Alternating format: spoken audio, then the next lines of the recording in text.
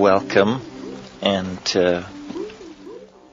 I hope you feel free to interrupt what's going on at any time and ask questions, or if something needs clarification, please don't hesitate. My hope for these kinds of retreats is that it will quickly become so interesting to everyone that the presentational form will transform itself into a dialogue among many people. It seems to me that's when it happens best. And I don't think people would be here if they didn't have strong opinions and ideas about probably everything which is said. So that's the way the group mind is generated, by everyone opening up and expressing how they relate to these things that we're going to discuss. I guess the place to start is sort of with looking at the notion that the dawning paradigm of postmodern consciousness seems to be the growing awareness that we don't know what is happening at all, that all of the models whose implications have been worked out over the past 500 years or so have come to a place where they are now recursive, and they no longer can be pushed forward as models of explanation. In other words, they are completed, and ontological analysis of how they work now shows us the limitations of their application to reality. They just simply cannot, there is not more blood to be squeezed from the stone of science. There may be further discoveries, but further growth and understanding along those lines now seems unlikely, what with complementarity principle, Bell's theorem, the primacy of language in the formation of ontology. All these things show the relative power of science to account for reality, where before it was assumed that science would ultimately give a good account of reality. So postmodern living is living in the light of the fact that that faith has dissolved away, and that we're now living in some kind of intellectual free space or fire-free zone where everything is up for grabs. And the 20th century's fascination with the archaic, with shamanism and breakdown of perception through modern art, exploration of the unconscious through psychoanalysis, mass political movements, all of these things relate to this fascination with the archaic, which is an effort on the part of the culture to stabilize itself, because we really have, having seen the limitations of science, we have discovered we are in a small rowboat in a dark ocean, and we're being swept we know not where. So all past tradition is searched, magical traditions, alchemical traditions, lost philosophical traditions, pre-literate tribal traditions. Everything is frantically searched for a key.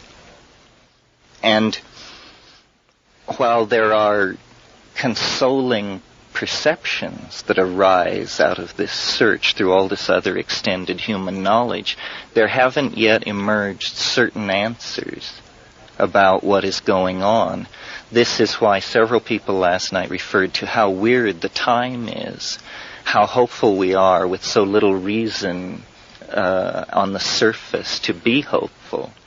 And it's because the gelling out of this historical problem is happening right now, and it's not clear what it will become. Meetings like this are efforts to build an understanding of it. It doesn't appear that it's going to filter down through the transformation of institutions of control. It appears more like it's going to be some kind of proletarian upwelling of a shift of point of view. Now, shorthand way of saying what I just said is that we now know that we don't know anything. And things like the psychedelic experience and the use of psychedelic plants throws open doorways that science was able to successfully keep closed during its heyday, because they were areas where the number of variables exceeded science's power of description, and therefore they said, well, we'll just keep driving straight ahead and we'll go up those rivers later. But now that is all changed, and the exploration of the existential dimension of not knowingness, which psychedelics makes possible, is what is forming modern people, I think. I mean, people who will be seen to have led lives that were relevant 50 years from now or 100 years from now. People who had actually figured out the context of the world they were living in and tried to come to terms with it. And this morning I think we want to talk about plants and how they relate to the planet. But before we do that, I want to paint a picture for you of a mandala, which then I will discuss later in other meetings. But my notion of what the postmodern person's mandalic projection onto the world should be in terms of a map of understanding is a quadrated circle in which psychedelics and feminism and cybernetics and space travel are the 4 parts of the circle. And in the center of the circle, looking backwards in time, there is a category that I would call conservation, which means conservation of the planet, conservation of traditional and historical knowledge, conservation of values, conservation in the sense of intelligence husbanding the planet. And when the mandala is flipped over and you look through it into the future, conservation has been replaced by art. Art is the ultimate expression of this transformation of unorganized matter into ideas which human beings carry on. And we carry it on in a technical mode out of necessity, but in the artistic mode out of a kind of upwelling of ecstatic self-expression about the universe. So conservation is the way we relate to the past, and human history is seen as an object of collective artifice making in the future, culminating in the notion of the flying saucer. To do this, we have to completely redesign our understanding of reality, which in terms of practical experience will mean that reality itself will appear to be redesigned. And I touched on this just for a moment last night when I mentioned plants and said how admiring I was of them because they exist on sunlight, air, and earth, and that this is what we have to learn to do in order to release spirit out of the ape matrix that we're bound in. And strangely enough, the way this is to be done, apparently, is by a redefining of the nature of the biological world in relationship to this other kingdom of being, which we call plants. Plants represent some kind of entire other dimension of existence, of which we view the topological manifestation of the form, but are completely occluded as to the network of energy and information that this represents. And like the zoological kingdom, which has thousands of forms of expression and progressively more complex forms which culminate in self-reflecting primates, the vegetable kingdom seems to have intelligent species and gradations of awareness in the world, so that we are opening a dialogue at the end of history with this other form in the biosphere, which we are just beginning to cognize as our own understanding about what the world is really about falls into focus. And certainly 100 years ago, no one would have thought that this was in the direct line of historical development of the high-tech civilizations, that they would have to explore the mind of the vegetable plant goddess, who was the only force contending with them for control of the planet. That's what it's come down to. When you take a longer slice, you realize that the individual, the existence of the individual, is like an illusion, and that really the planet is involved in some kind of chemical process which is like a gene swarming. And it's been going on for 1 billion years, with more and more, and animals and plants as species and as individuals are just aggregates of genes of varying degrees of permanence. The individual is a very impermanent aggregate of genes. The species has a slightly longer duration. But what's really happening is these information transferring molecules are just swarming on the surface of the planet and controlling, as you mentioned, the weather, the chemistry of the soils, the rate of heat transfer. They've discovered now that plankton control weather in the oceans by controlling the surface reflectivity. The question, I think, is the peculiar dualism in the world of information. Why does it seem that reality is not reality? Why are there co-present, actually, two worlds are co-present in our experience? This is the taboo subject that we're here to talk about. The weird fact that there are two worlds, one of which our culture doesn't acknowledge, but we all experience. That's a very schizophrenic situation to be in. We all exist in both of these worlds, but our language, our culture, our institutions tell us, no, there's only one world. We have gotten into this lethal cul-de-sac where, by not acknowledging the second world, we have veered off on a tangent which is threatens our extinction now. This obsession with control of World One, matter, energy, and the complete ignoring of the world of consciousness which stood in front of it and manipulated it, but just taking that as a given, has created this fantastically imbalanced culture. I think that gets back to the plants as teachers, because since we do, as in your words, play with fire as human beings, perhaps the question you were asking as to the plants as being teachers, my feeling was at the time was they're in communication with us as we are in communication with them. We're all transparent beings. You're talking genes swarming on the planet. There's no safe in which we lock our own human knowledge.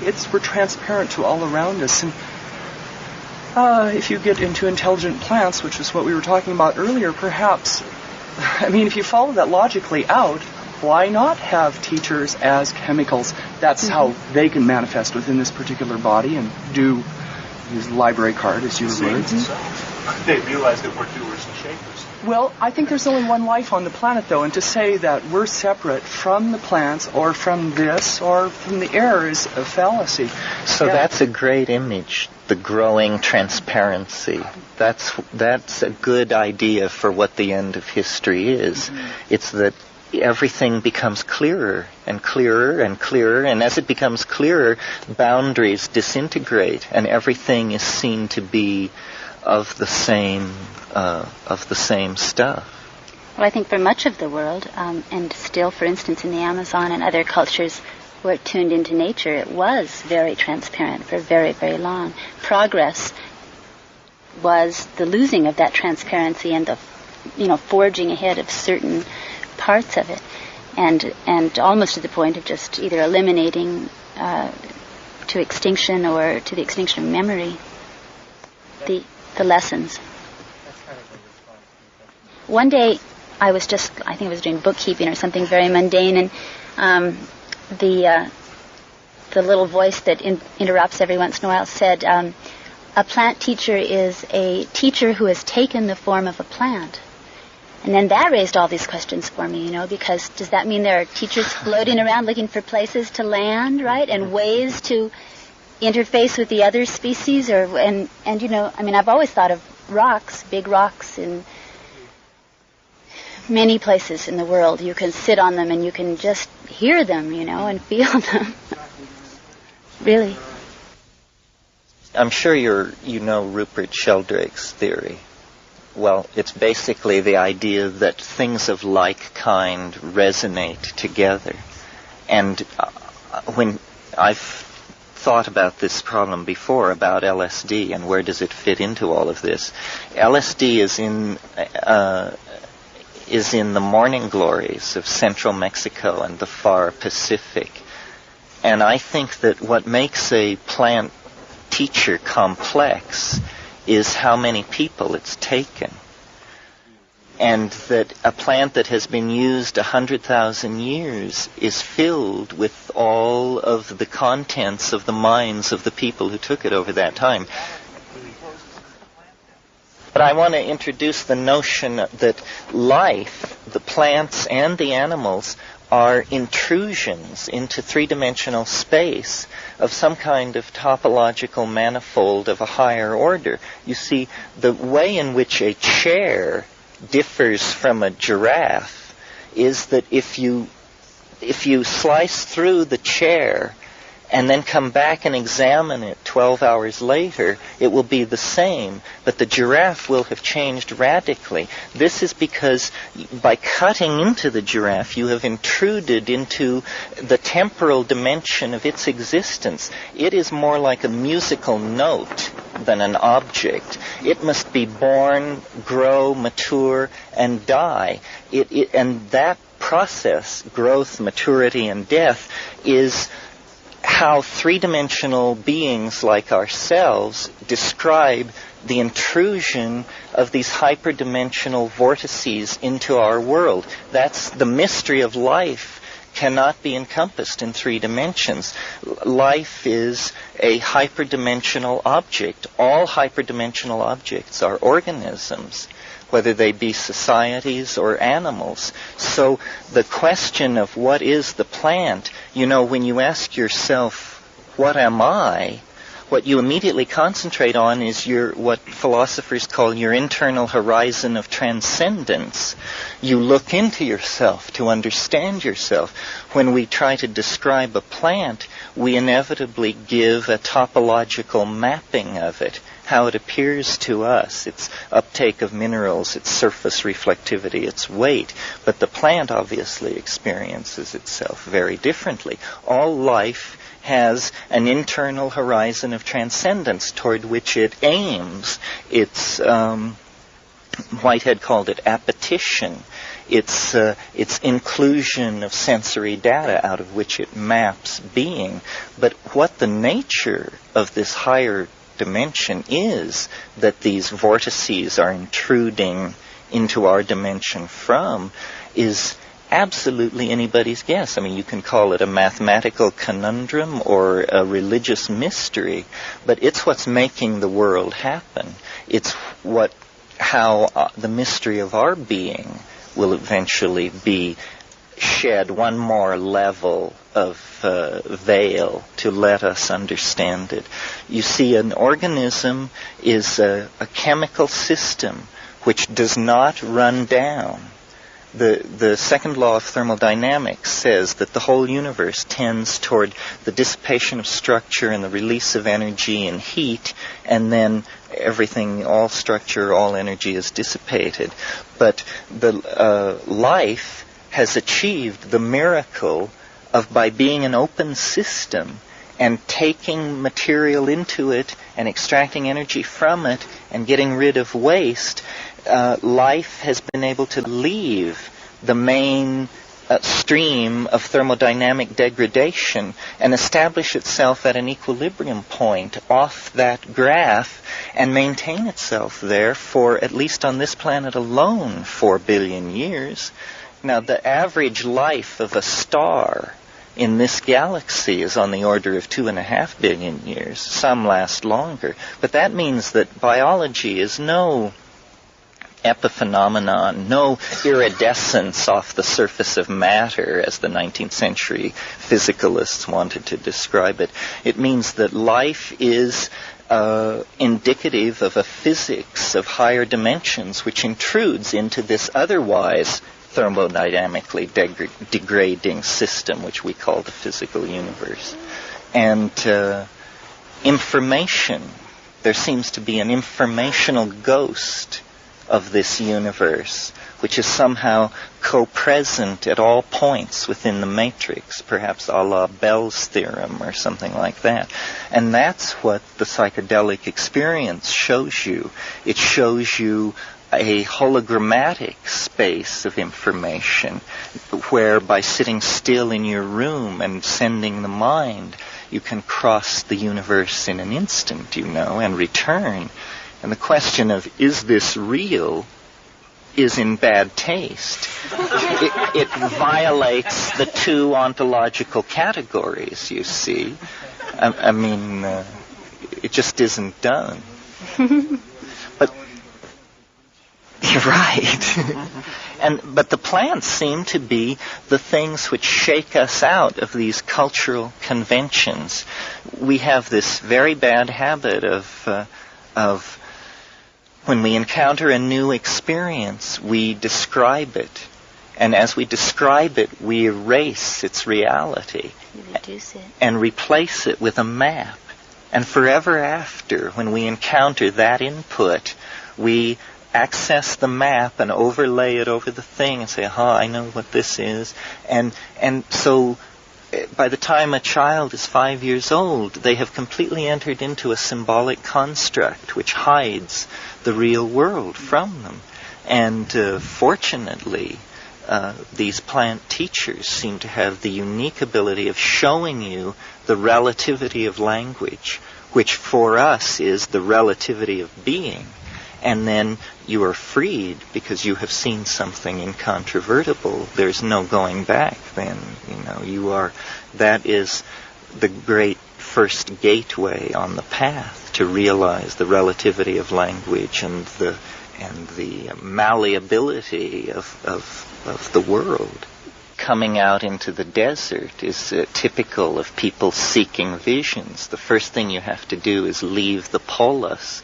Culture is this effort to hold back the mystery and replace it with a mythology, which is then in the control of those who recite that mythology, whether they be shamans or priests. This holding back of reality is what Christian theologians call the fall.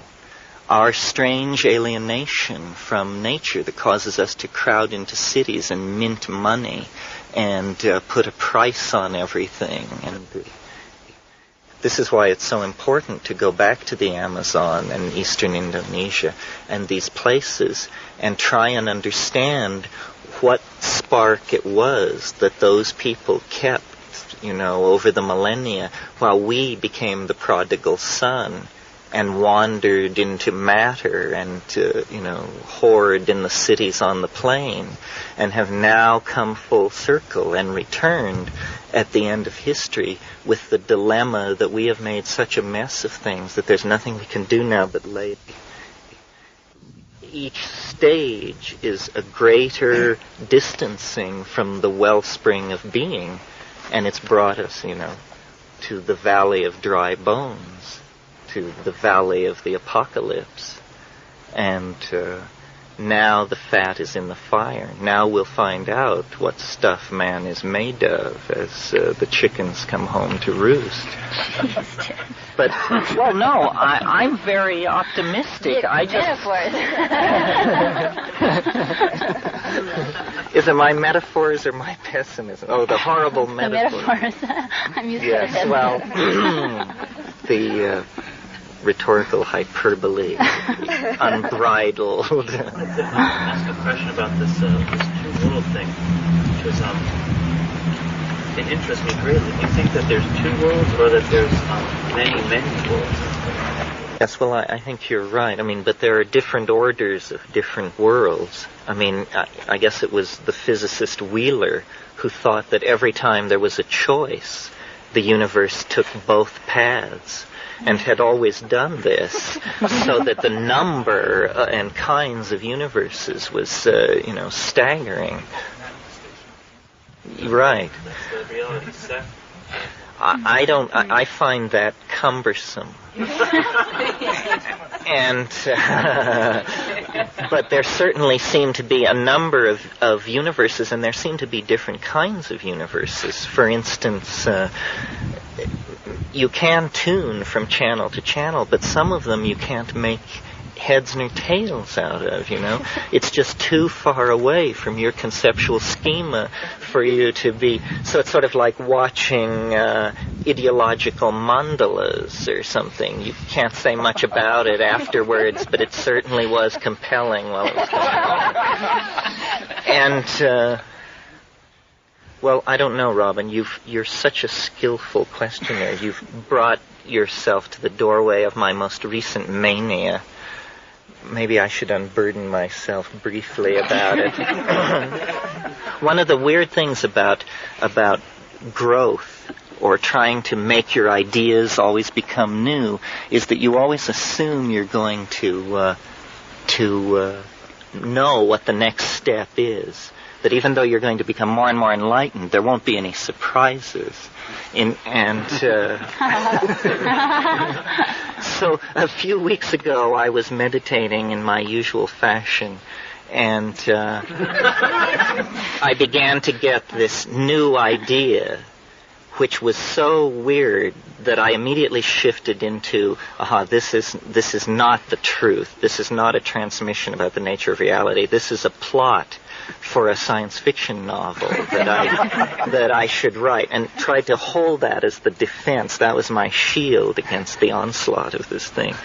And I've never been one for Atlantis or Lemuria or all these invisible prehistoric lands and places that people enjoy so much.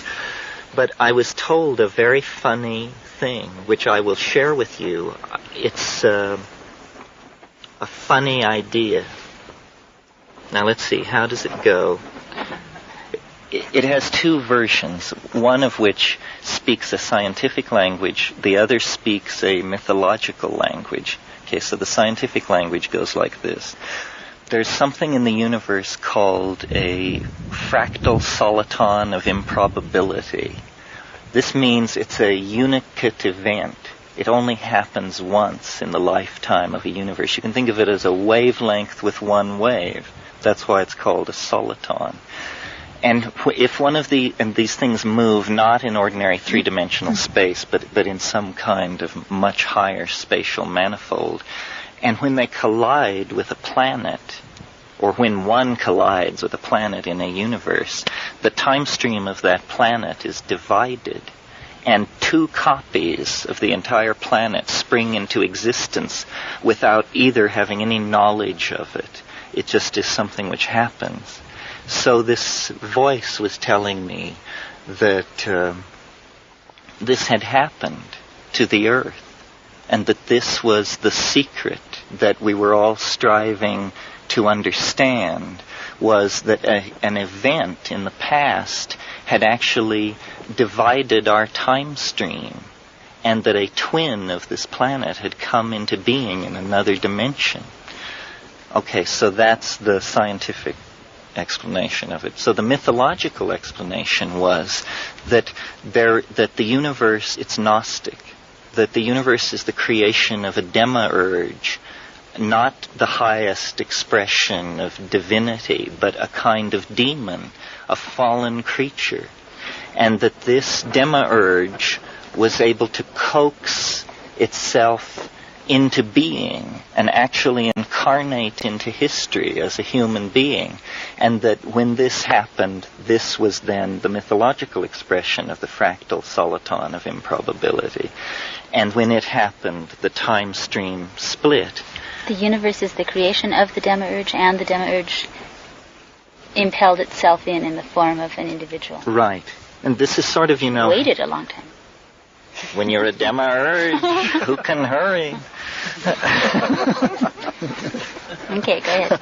Okay, so the time-splitting event had to do with the career of Christ, who was an extraordinary manifestation of energy in the historical time stream, not to be confused with a Buddha or a Mohammed or a Zoroaster, who were great saints.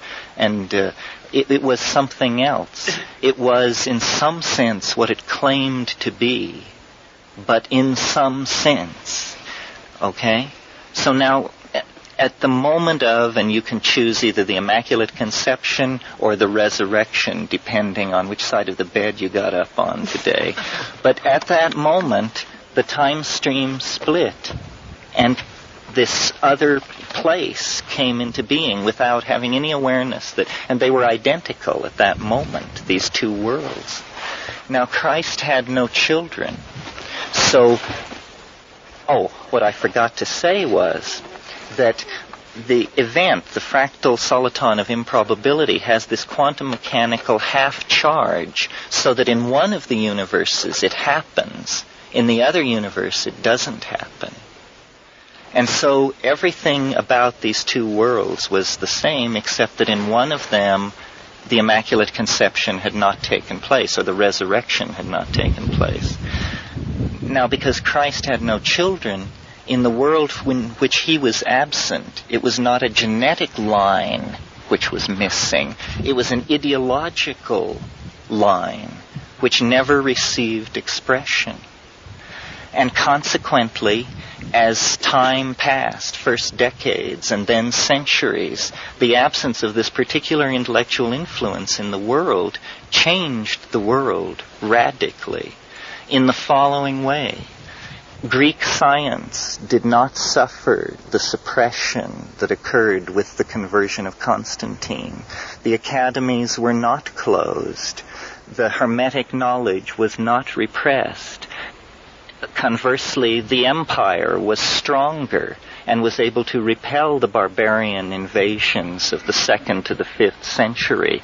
And mathematics, which had halted in our world at Diophantus, proceeded through his disciple Hypatia to develop a calculus by AD 370, so that the millennium of Christian stasis that occurred in our world did not occur in that world. And as time passed and engineering advances occurred, by around 850, they had ships which were able to cross the Atlantic Ocean, and they encountered the Mayan civilization reaching its fullest flower in Guatemala and on the Yucatan Peninsula. And in fact, in this vision, I saw the Roman Emperor Cosmodorus V make a pilgrimage to Tikal in 920 to be present at the coronation of a king at the end of Baktun 8. Anyway, this Greco-Roman imperial culture immediately recognized the genius of the Mayans in mathematics and astronomy, and Europe was transformed into an amalgamation, a Greco-Mayan civilization with the...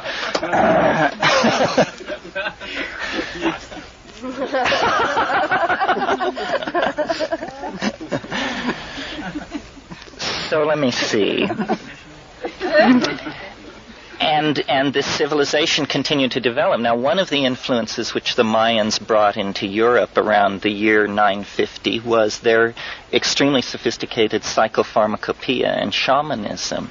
And this mated with Neoplatonism and Hermeticism, so that rather than science developing as it developed in our world, a kind of magical psychopharmacolytic technology of thought and understanding was what was developed over the centuries.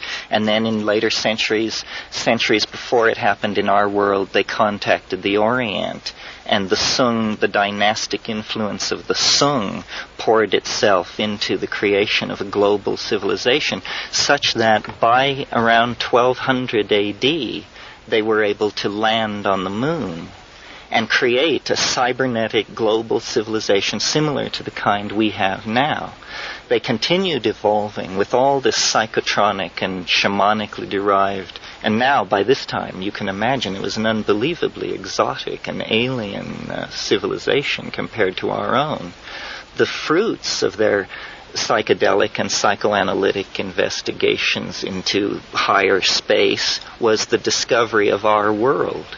They found out what had happened. They figured it out by studying dreams, and by making deep journeys into the psychedelic space. They were able to discover our sleeping unconscious with its repository of the legacy of the Christian centuries under the reign of this demiurgic ideology.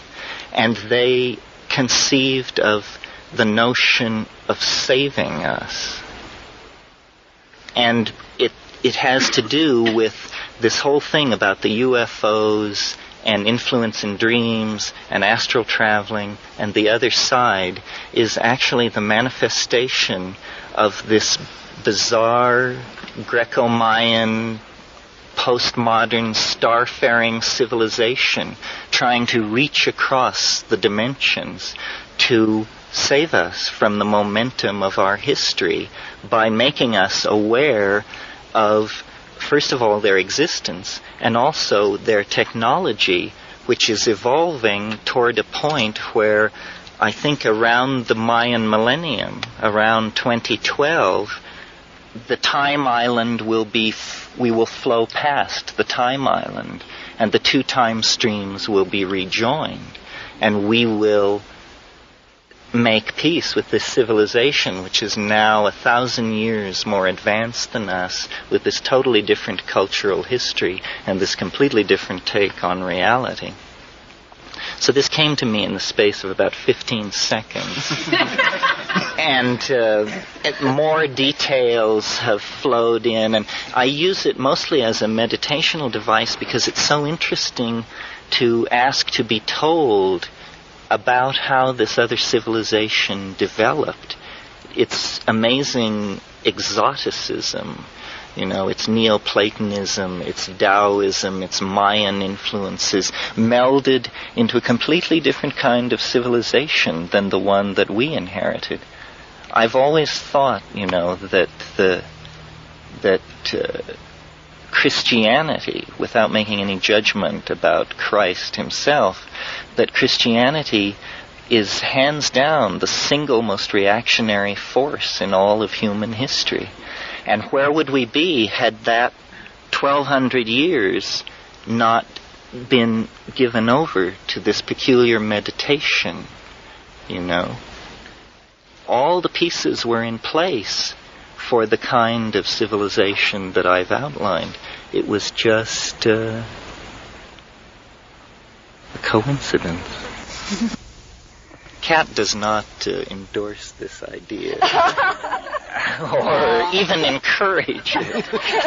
He only told it to me a couple of days ago in Apache Junction in a truck stop or something, and he didn't tell me it as the plot for a science fiction novel. He said, this is the truth. And then I said, let's get back to it being a good science fiction novel.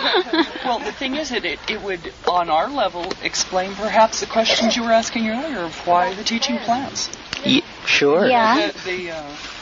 Another thing I was curious while you were talking about this is the physics of nowadays. It's like if you have an electron on one side of the universe and split it into two and separate them by the universe, they're still in communication with each other. So is that why, logically, you can bring the time island back together again? Yeah, this would be a quantum mechanical super macrophysical Bell's theorem event, a kind of hyperdimensional vacuum fluctuation where the two worlds spring apart, sail along for a period, and then parity is conserved and they're rejoined. Well, this is interesting. I've had dreams that are parallel what you're describing here, and it's very interesting that you bring this up. I've not heard of it before. And another thing I was curious is, like, this takes place in,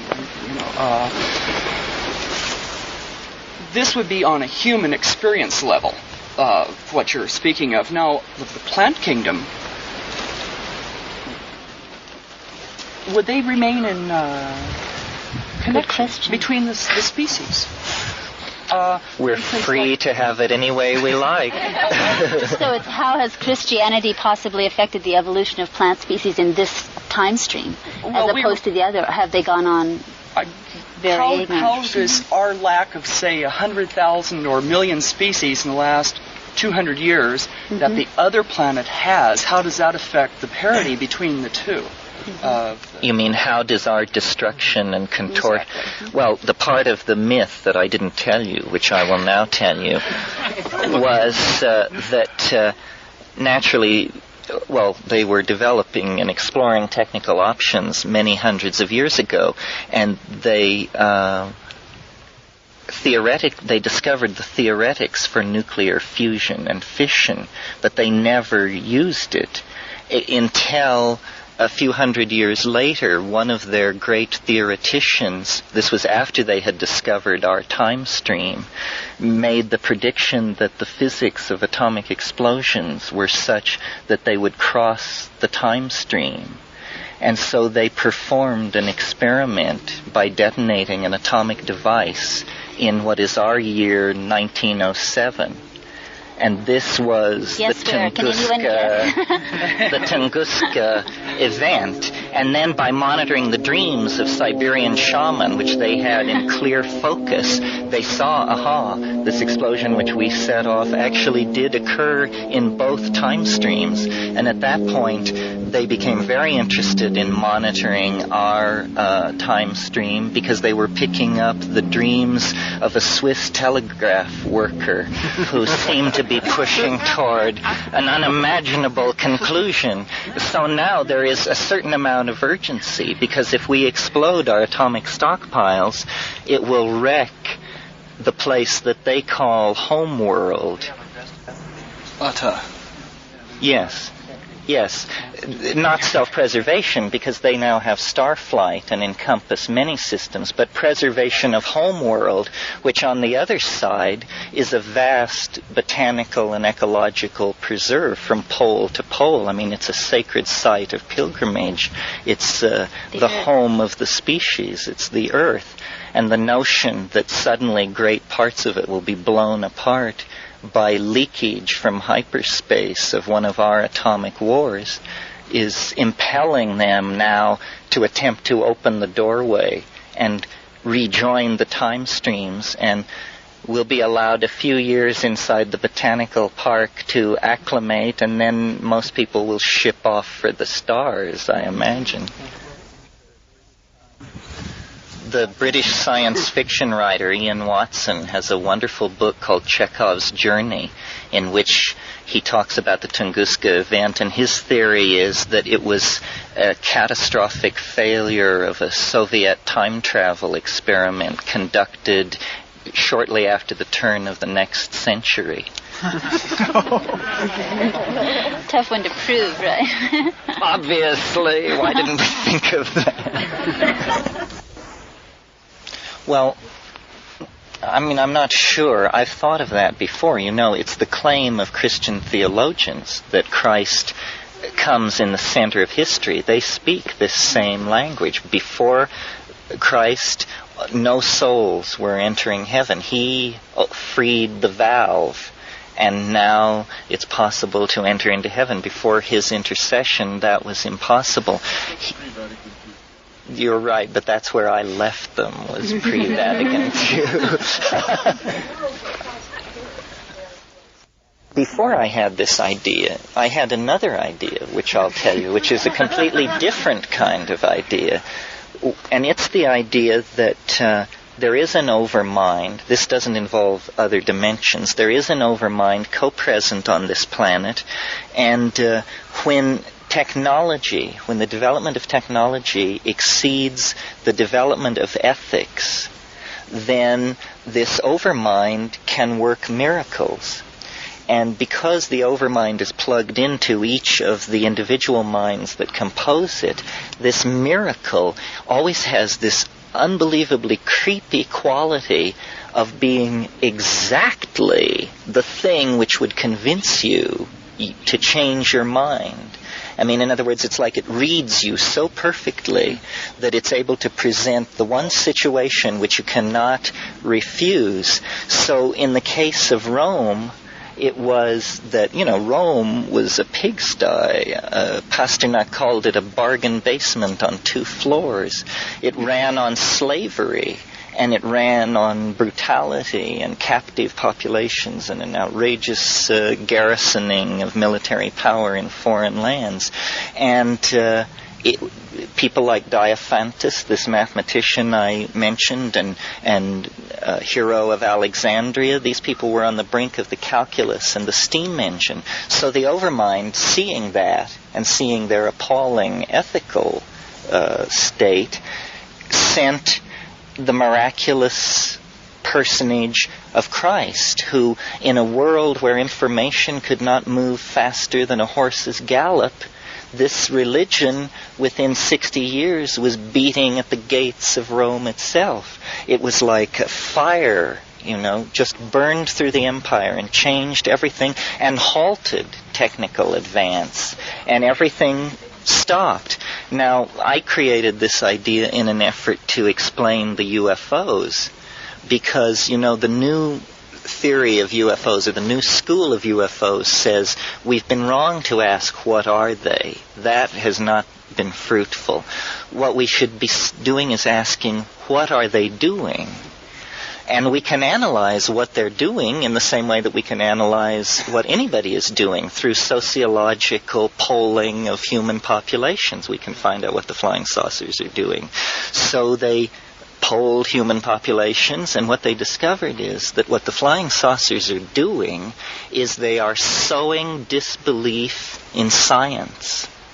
They cause people to not believe in scientists, because scientists come up so lame when asked to explain flying saucers. It's like the flying saucer is the confounding of science, in the same way that the resurrection was the complete confounding of Greek Stoicism and Democritean materialism in the Roman world. And it's conceivable, that the flying saucer, the statistics are now something like 11% of the American population have seen a flying saucer. 52% believe flying saucers are real, whatever that may mean, and so forth. So it is a faith which is percolating up from the lower levels. It's people who live in trailer courts and read Fate magazine who are the staunchest believers in this thing. But what it may be is an intercession on the part of the overmind, which it can do anything. It can do anything from our point of view. And in the most extreme version of this idea, I said, what if enormous spacecraft were to fall into orbit around this planet? And what if television images of this craft were to be beamed into every home on the planet?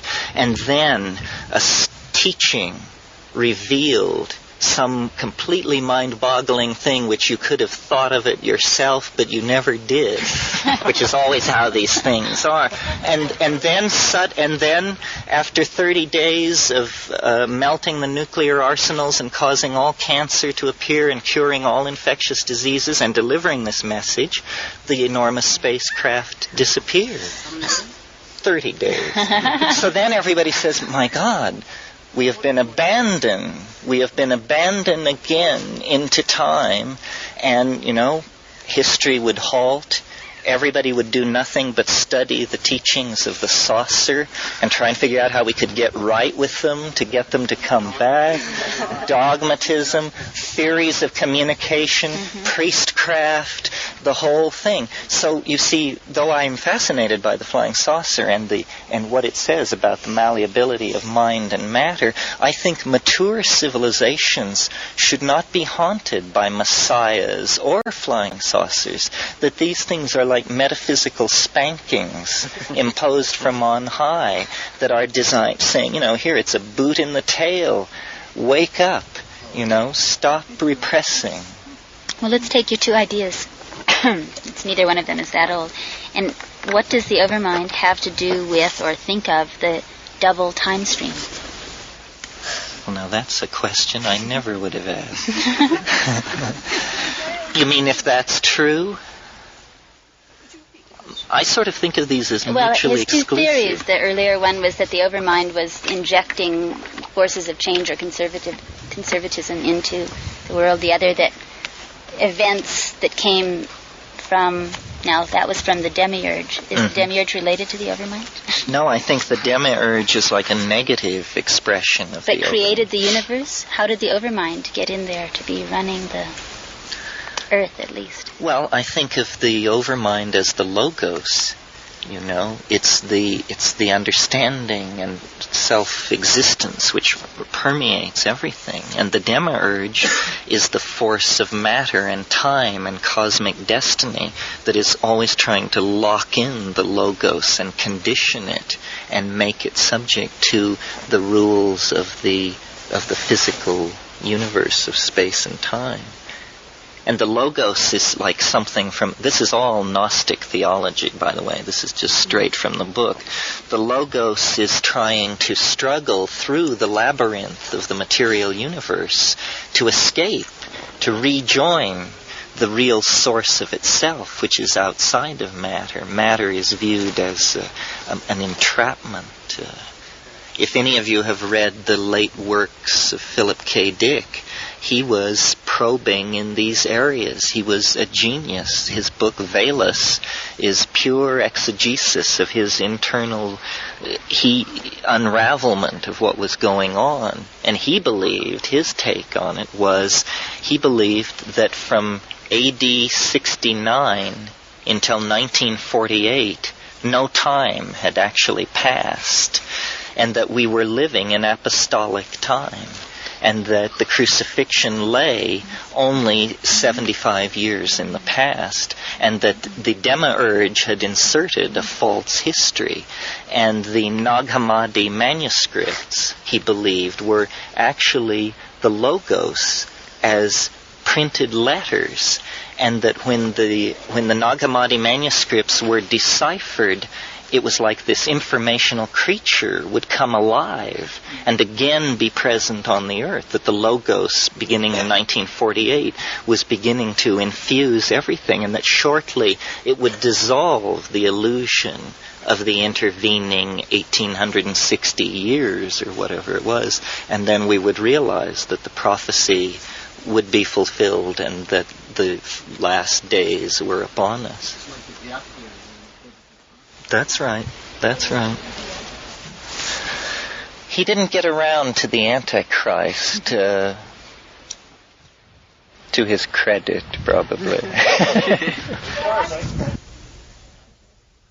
Have to distinguish between Christ, the person, the teacher, and this thing called the Christos, which is this archetype of such power and force that immediately people of ill intent could get lined up behind it and impose their will.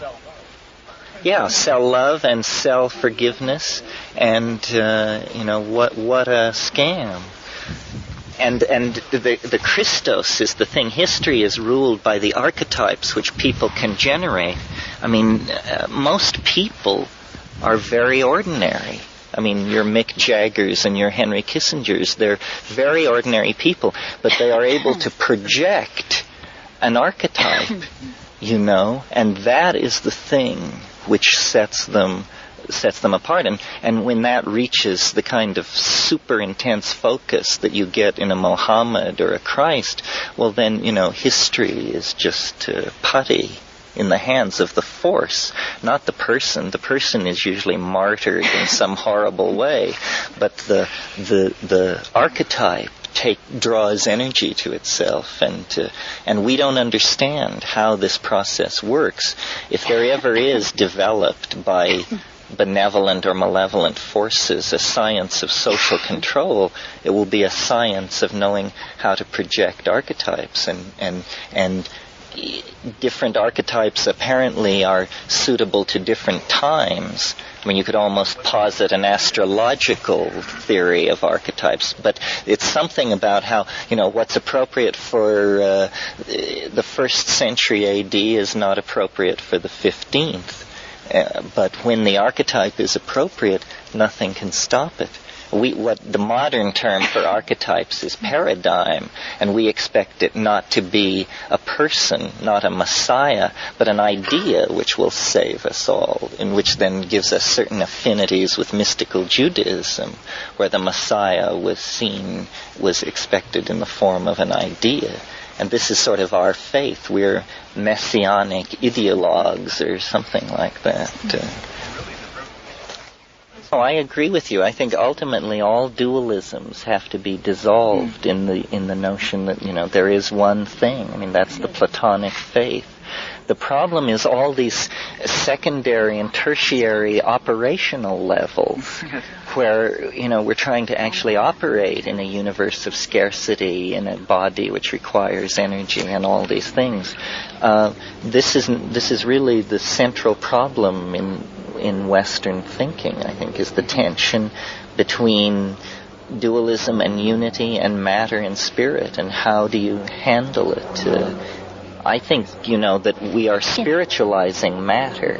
This is what technology is, and that the spiritualizing of matter is the highest expression of our technological output, and that this will become more and more what we are about, so that in the next century the difference between mind and brain and cell and machine will all have been subsumed under a new vocabulary, because we are hardwiring our minds, and we are making the artifacts of our culture intelligent, and we are breaking down the barriers between ourselves and larger databases and this kind of thing, so that the old I'm an ego inside a skin definition gives way to some kind of much more malleable and plastic thing. Well, as an astrologer, one of the images that I like is the symbol for Pisces, which is 2 lines with a line going through it, and it's the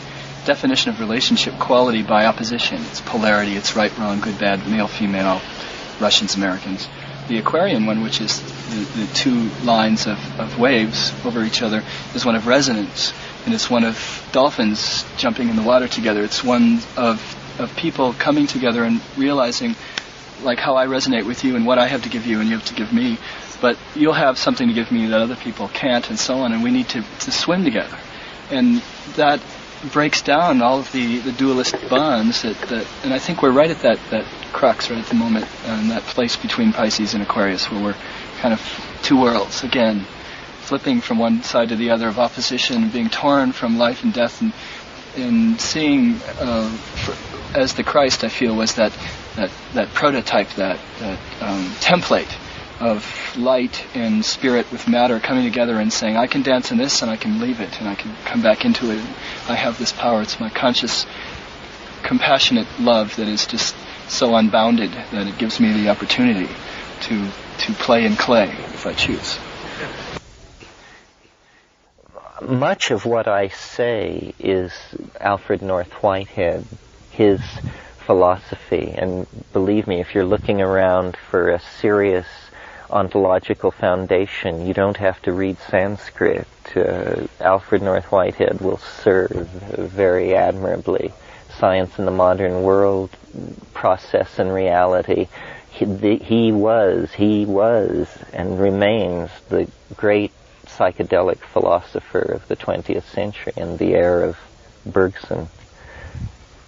You had another question. Well, yeah, I'm going to be 84 in the year 2012, and I'm wondering how best to manage my life so that I'll be ready for that. on Crescent. Well, I don't know. I think that the canyons of the Creode down which we are, as individuals are moving, those walls are getting higher and higher too.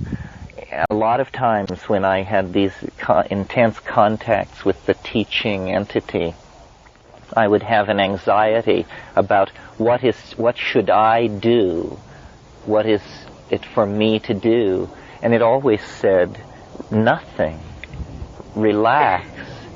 Your function is to just, you'll be present where you're necessary. Oh.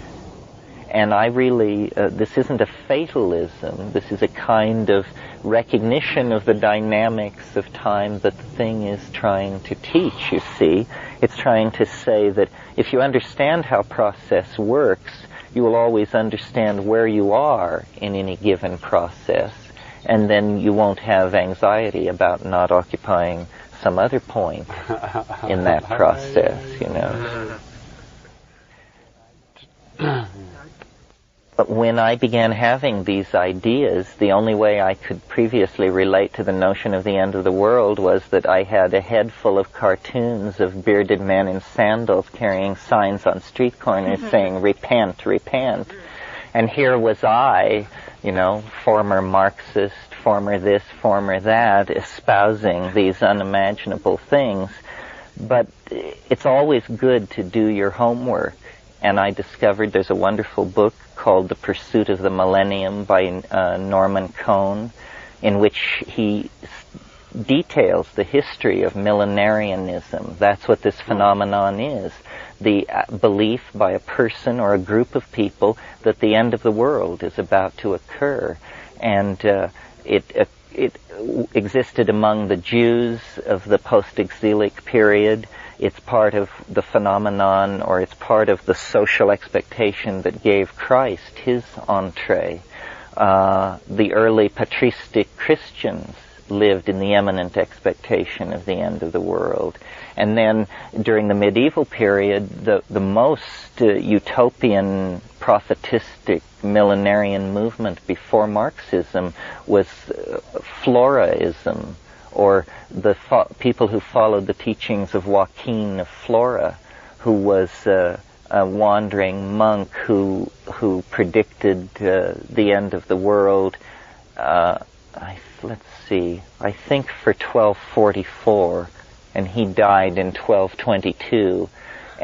But his followers carried on, and the Pope had to send out armies to quell uprisings as people wanted to distribute the wealth because they felt the end of the world was upon, and why should anybody go to work, and this sort of thing. Similarly, in the year 1000, there was great expectation of Christ's imminent return. So this is a thing which the human mind, at least in its Western expression, seems to seek to do. Islam, too, has its apocalypses. 1967 wasn't bad. I mean, I thought it was happening. I thought we were months away from a new secular order for the ages. But my theory of history views these things not as evidence against such a thing occurring, but as evidence that it will occur, that these uprisings and outbreaks of irrational expectation of the millennium are in fact temporal reflections. They are catching the light on the temporal prism from the object at the end of history, which contains the apocalyptic scenario. It's very important to manage the apocalypse and the millennium. It's very important that people not confuse the cleansing flames of transcendence with the ability to use thermonuclear weapons against your ideological enemies. It's a very delicate matter because our mythologies and our fears run so deeply. But I think that it's an awareness of this potential, of the existence of this law of temporal compression. And of course institutions don't promote millenarianism because institutions want people to invest their money at low interest and long term, and have the expectation that everything will carry on pretty much as it has.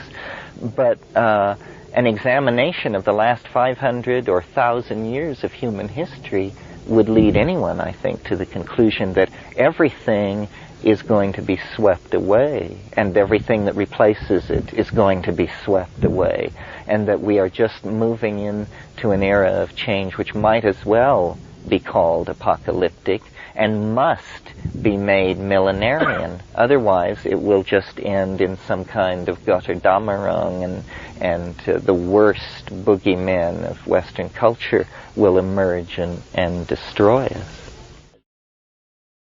Yeah. I know how the wave all comes together and accelerates toward this transition point. I never call it the end, because then the beginning of a new series of many leveled waves is there, right? I mean, this is... That's right. I guess I believe in flux, and so the whole process is one wave. At that moment we begin another process. Sometimes you discuss that point as being the end of the universe, which you did a little while ago. And sometimes I feel like when everything is accelerated like it seems to have recently, and you're as close to a moment of transformation of some sort as we seem to be, you see great strides forward being made and great slips backwards being made all at the same time, right? It seems possible that the transformation will be not so fantastically physical as the end of the universe, or turning inside out of the whatever this is, but actually just a sweep through, worldwide peace of mind. What if that occurred, And that's large enough to qualify, it seems to me, for the changeover in the wave. Yeah, I think it's the hardest thing to know is the nature of what this ultimate compression is. The scale. What it means. I mean, like one way I imagine it, and that's why I love to quote Joyce about man becomes dirigible. I imagine it as the day when your mind becomes your home.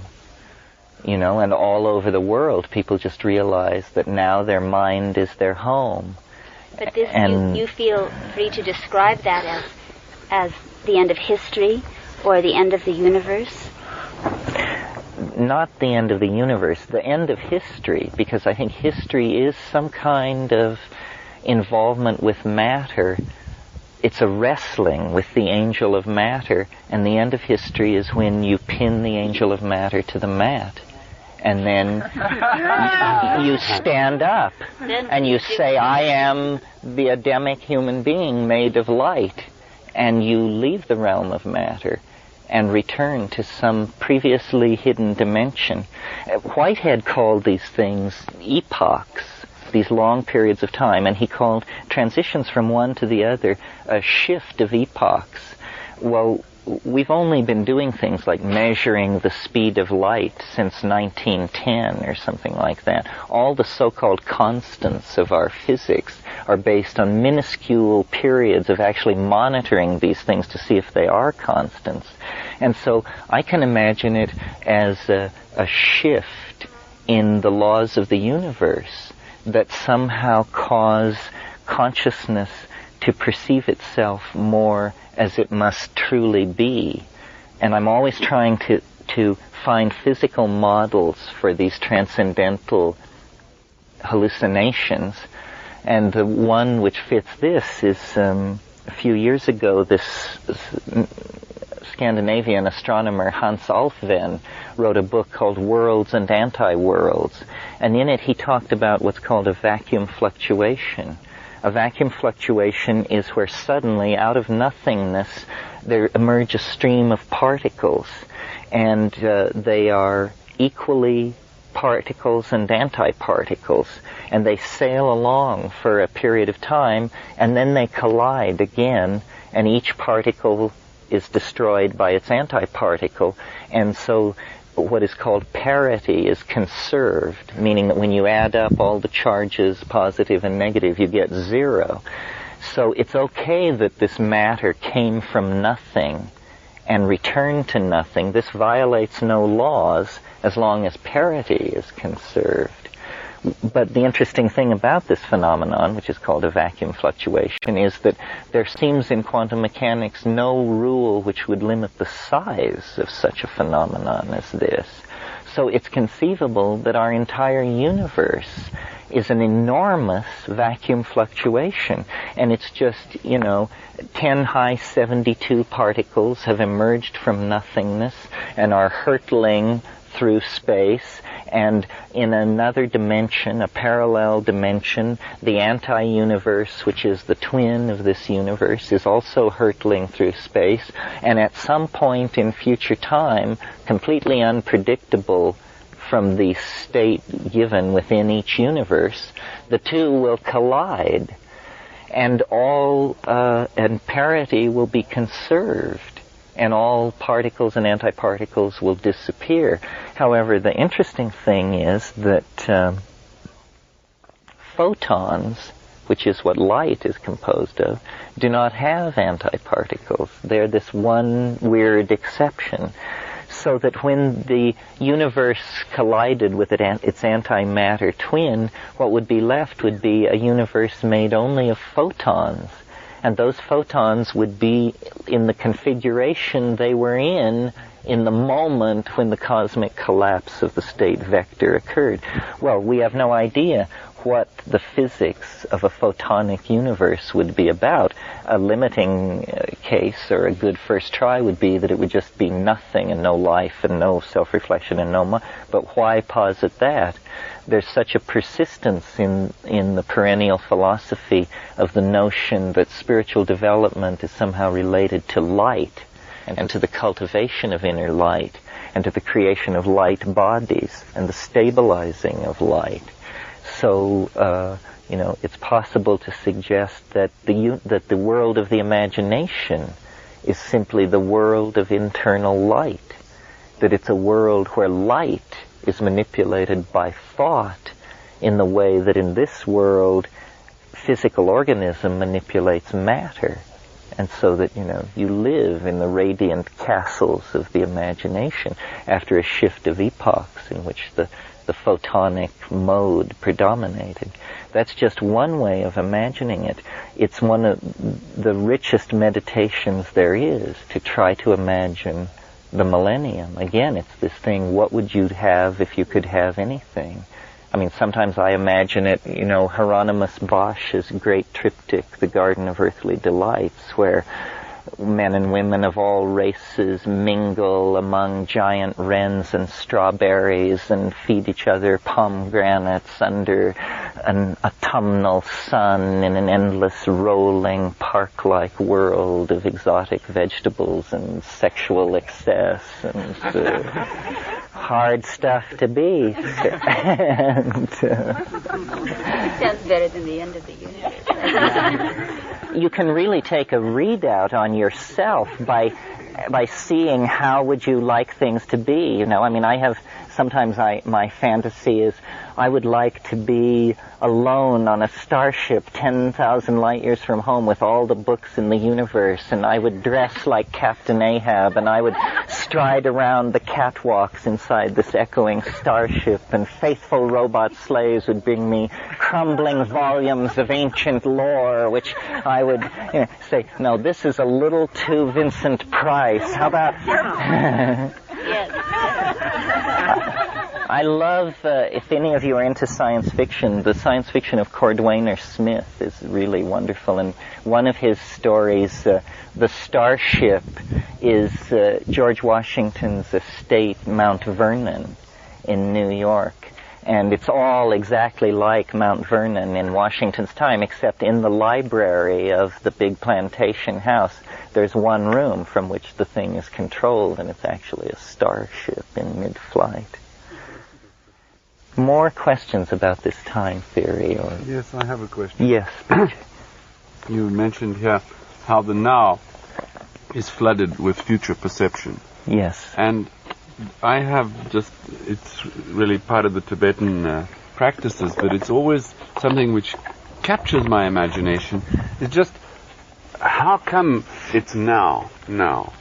And the fact that these future perceptions are so tremendously tangible to us, especially while sitting in meditation or while eating a meal even or something, and there's this, how come it's not yesterday and how come it's not tomorrow? And how come that I'm here now when I just have to flick my mind and I'm in yesterday, and equally easy in tomorrow? I wonder if you have anything to say on that one.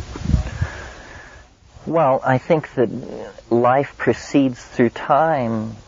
It's an effort by organism to map something one dimension larger than itself. So it takes a whole life to do it.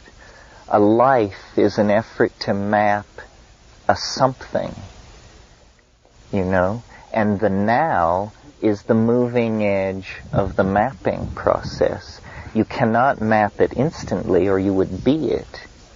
And so what being in time is experiencing the incremental mapping of this higher order object. And that's why hopefully a long life would give wisdom, because a person would begin to get the whole picture. So the now is kind of like the edge of the pencil as it moves over the ground. Yes, well, what did Plato say? That the present is the moving image of eternity. That's pure good Platonism. Projection, much as our shadows are two-dimensional. Well, you can think of it as you can think of the now as a kind of laser which is moving over a larger surface and illuminating it, scanning it. It's scanning something, and it takes it a while to scan it, and then at the end all the data is in place, and then you say, oh yes, I see now what the object of cognition was. And our faith is, and there's no reason to doubt it, that this is a great transcendent experience. This is the resolution, the peace that passeth understanding as you sink into death. It's just that we like to think that the psychedelic experience gives us a preview. No one escapes, the final realization. It's just that some people do postpone it to their last act. But there's no reason for that, because it is the mystery, the culmination, it is the date palm and the wellspring. I'd like to, I'm always interested in pursuing things from the Mayan angle, so I'd like to ask about how this theory of time relates to the individual. It's somewhat related to BJ's question. There's some sense I have that in their techniques, and certainly you've experienced and other people have experienced this with the mushroom at high doses, of traveling through time and actually seeing the future or seeing the past. And I was wondering if you could say more about that and some framework for understanding how that is possible. Yes, well, I think psilocybin seems to be the great teacher of history, and part of its teaching is history. It views a person without a history as a person with amnesia, a person with a diminished capacity, because your history gives you the power of your convictions. The way I use the wave, or the way I've been using it recently, is to try and study the time immediately ahead of us so that we don't misjudge what's going on. And, it's a mathematical process. There's no indeterminacy about it if we anchor the whole wave system on 2012.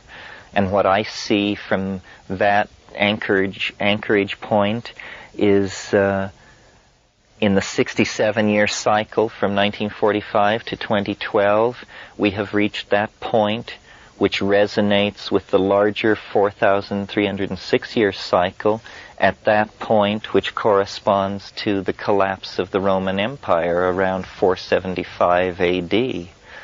In other words, we have been through a period of imperialist expansionism, which has lasted for a number of years, certainly since the beginning of the 80s. But I see a retrenchment of that and a recidivist tendency, a tendency toward religious fundamentalism, rigid social structures, and in short, the sorts of things which could be seen as valid resonance patterns to the early medieval phase of European civilization. The period from AD 474, let's for shorthand call it 500 AD, the period from 500 AD to 1500 AD, in other words, to the discovery of the New World by Columbus, that 1,000-year period is the resonance that we are going to experience from now till the late 90s. Around 1998, we will reach the beginning of the Renaissance and the discovery of the New World. But we are going to have to endure a period not entirely to our liking. We represent the pagan Hellenistic spirit which has held full sway within the empire for the past 25 years. And we may feel constricted now, but I think that our ideas and our position in society has further constriction to undergo before it reflowers downstream a bit. So when I first realized that, I felt very pessimistic. But then I asked myself, well, what aspects of medieval life could I groove? What aspects of that medieval eschatology were salutary to my needs and wishes? And I discovered that, it was an age of great mystical faith and illumination. It was an age of communities of like-minded people seeking transformation far from the turbulence of the collapse of the empire. So I am not of that. My theory leads me away from those people in the New Age who think we're about to be catapulted into the corridors of power. I think that's preposterous, and the evidence for it is zero. And I think better we should tend our gardens and form brotherhoods and sisterhoods of affinity and realize that the task of transformation is one of a lifetime. Our lifetimes, And every time someone like Dick Price or Tony Lilly moves from the wheel, I always wonder, how did it feel to know it wasn't finished? To go with it undone. And oh yes, I have no doubt that when the saucer comes, that Tony or Dick will be in control. One of them. What is it Bob Dylan says in his song, Ezra Pound and T.S. Eliot fighting in the captain's tower?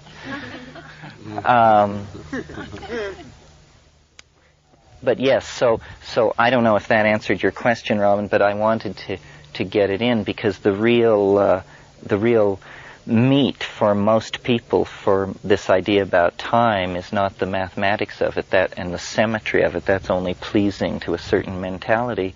But really, what does it tell us about the years immediately ahead? And what it says is, consolidation, illumination, community, and self-discipline. I can only say thanks 1,000 times that we don't have to go through it for 1,000 years and only for 15 years. This acceleration seems to me to be very, very convenient. Imagine if we were born in 500 AD and we had to look forward to that. Yes, well, that's why I say, imagine the people who lived in times when the temporal river was stagnant or even when countercurrents swept it backwards. This is the anguish of the ancestors. This is the sacred trust that must not be betrayed. The pogroms and the invasions and the atrocities conducted across history can only be somehow redeemed if we, who are the living wavefront of this genetic experience, do not fumble the ball, you know. All our ancestors are watching to see how we will do. Oh. Kath. I would like to address Robin's question as well, because it seemed like you were asking sort of on a more mechanical, how does this happen? Well, yeah, how can it be that that the Mayans or we on psychedelics can travel through time and see these things? My image for it that explains that phenomenon to me, and I've had the same experience, past and future, is, well, Terence was just referring to the temporal river, is that it's a river which flows two ways, from the past to the future, and from the future to the past. And if you put yourself out in the middle of it, let go of control, let go of fear, and maybe you want to choose your orientation, or maybe you don't. You can just find out where you flow, or you can sort of face the past or face the future and flow there. I mean, this is not a physicist's explanation of how this happens, but it seems to work that way, you know, and that we think perhaps far too much of the past creating the future, and that we should think more, and perhaps other people have, of how it's flowing the other way. And this is how some so-called primitive people have managed to conserve the very simple, effective beauty of their lifestyle, and that real strong feeling that every moment is now, because they're thinking of it simultaneously. I think of that, and that also sets my mind off,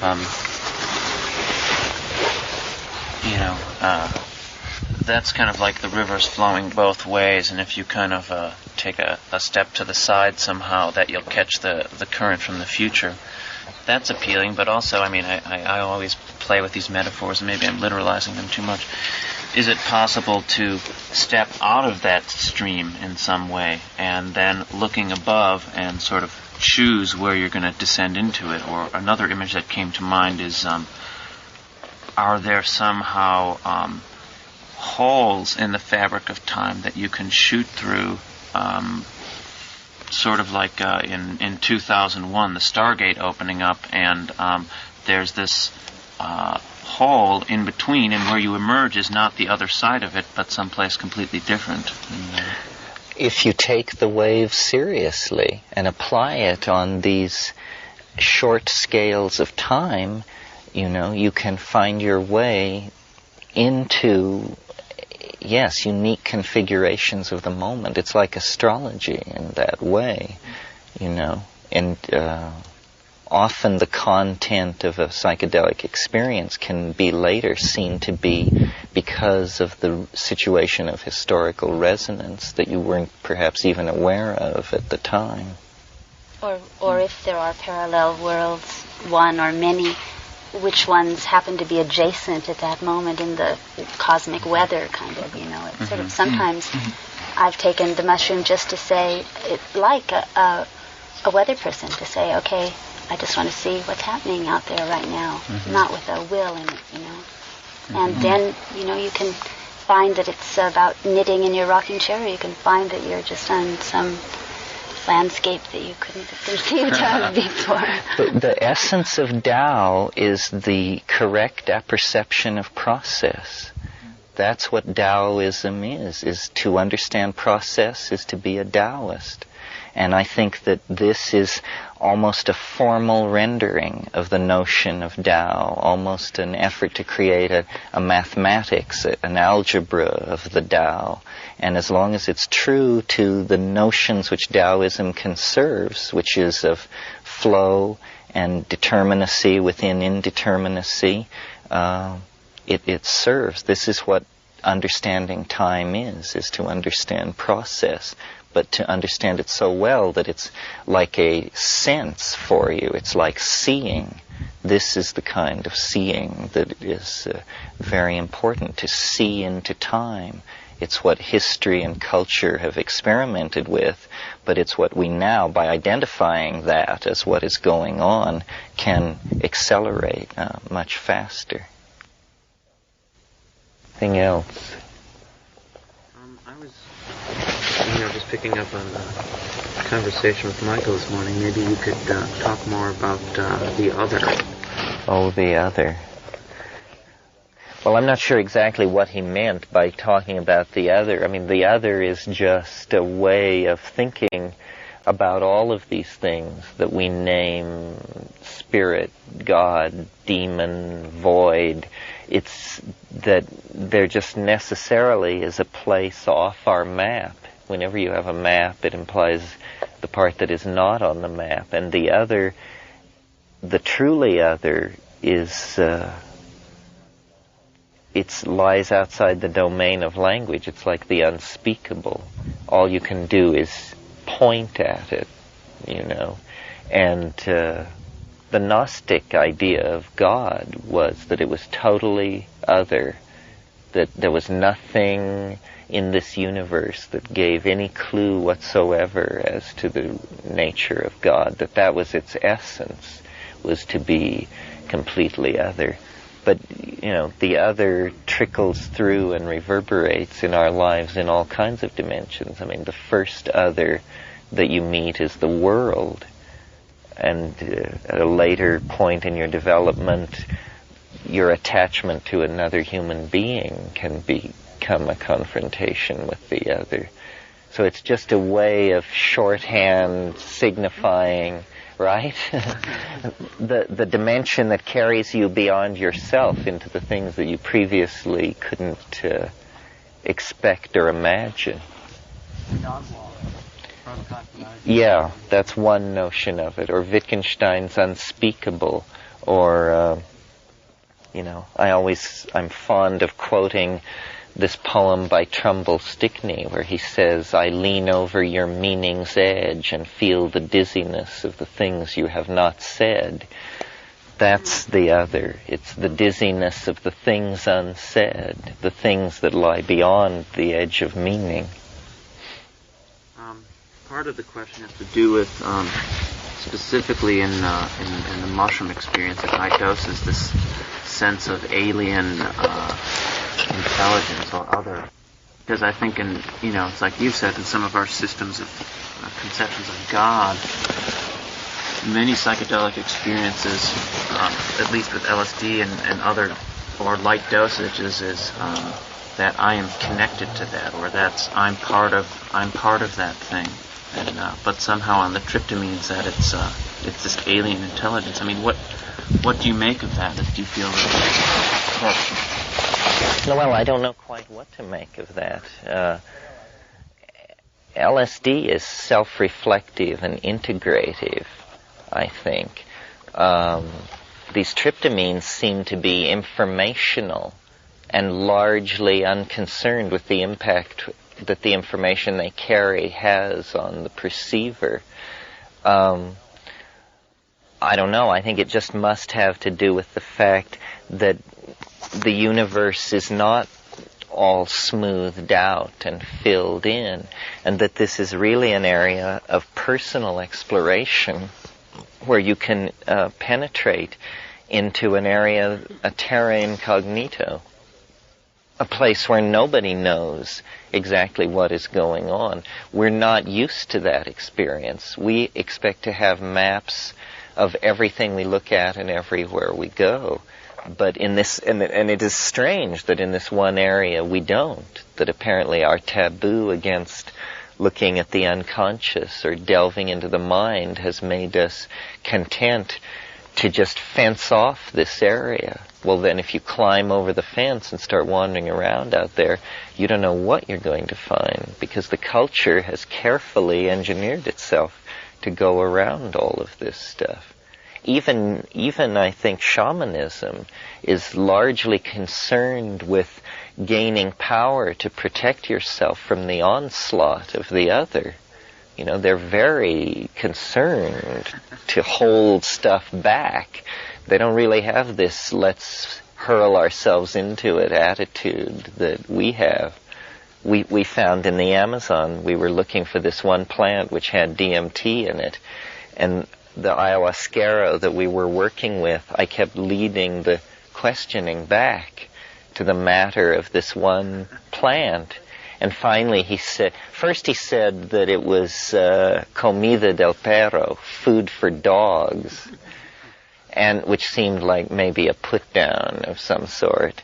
And so then he went back over it again, and he said, well, it's mal and bizarro, it's too strange.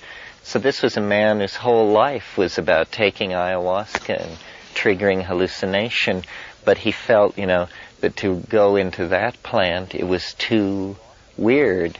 And you often have the feeling with those people that they involve themselves in the psychedelic effect like a dancer, almost as little as possible to get the job done, They don't...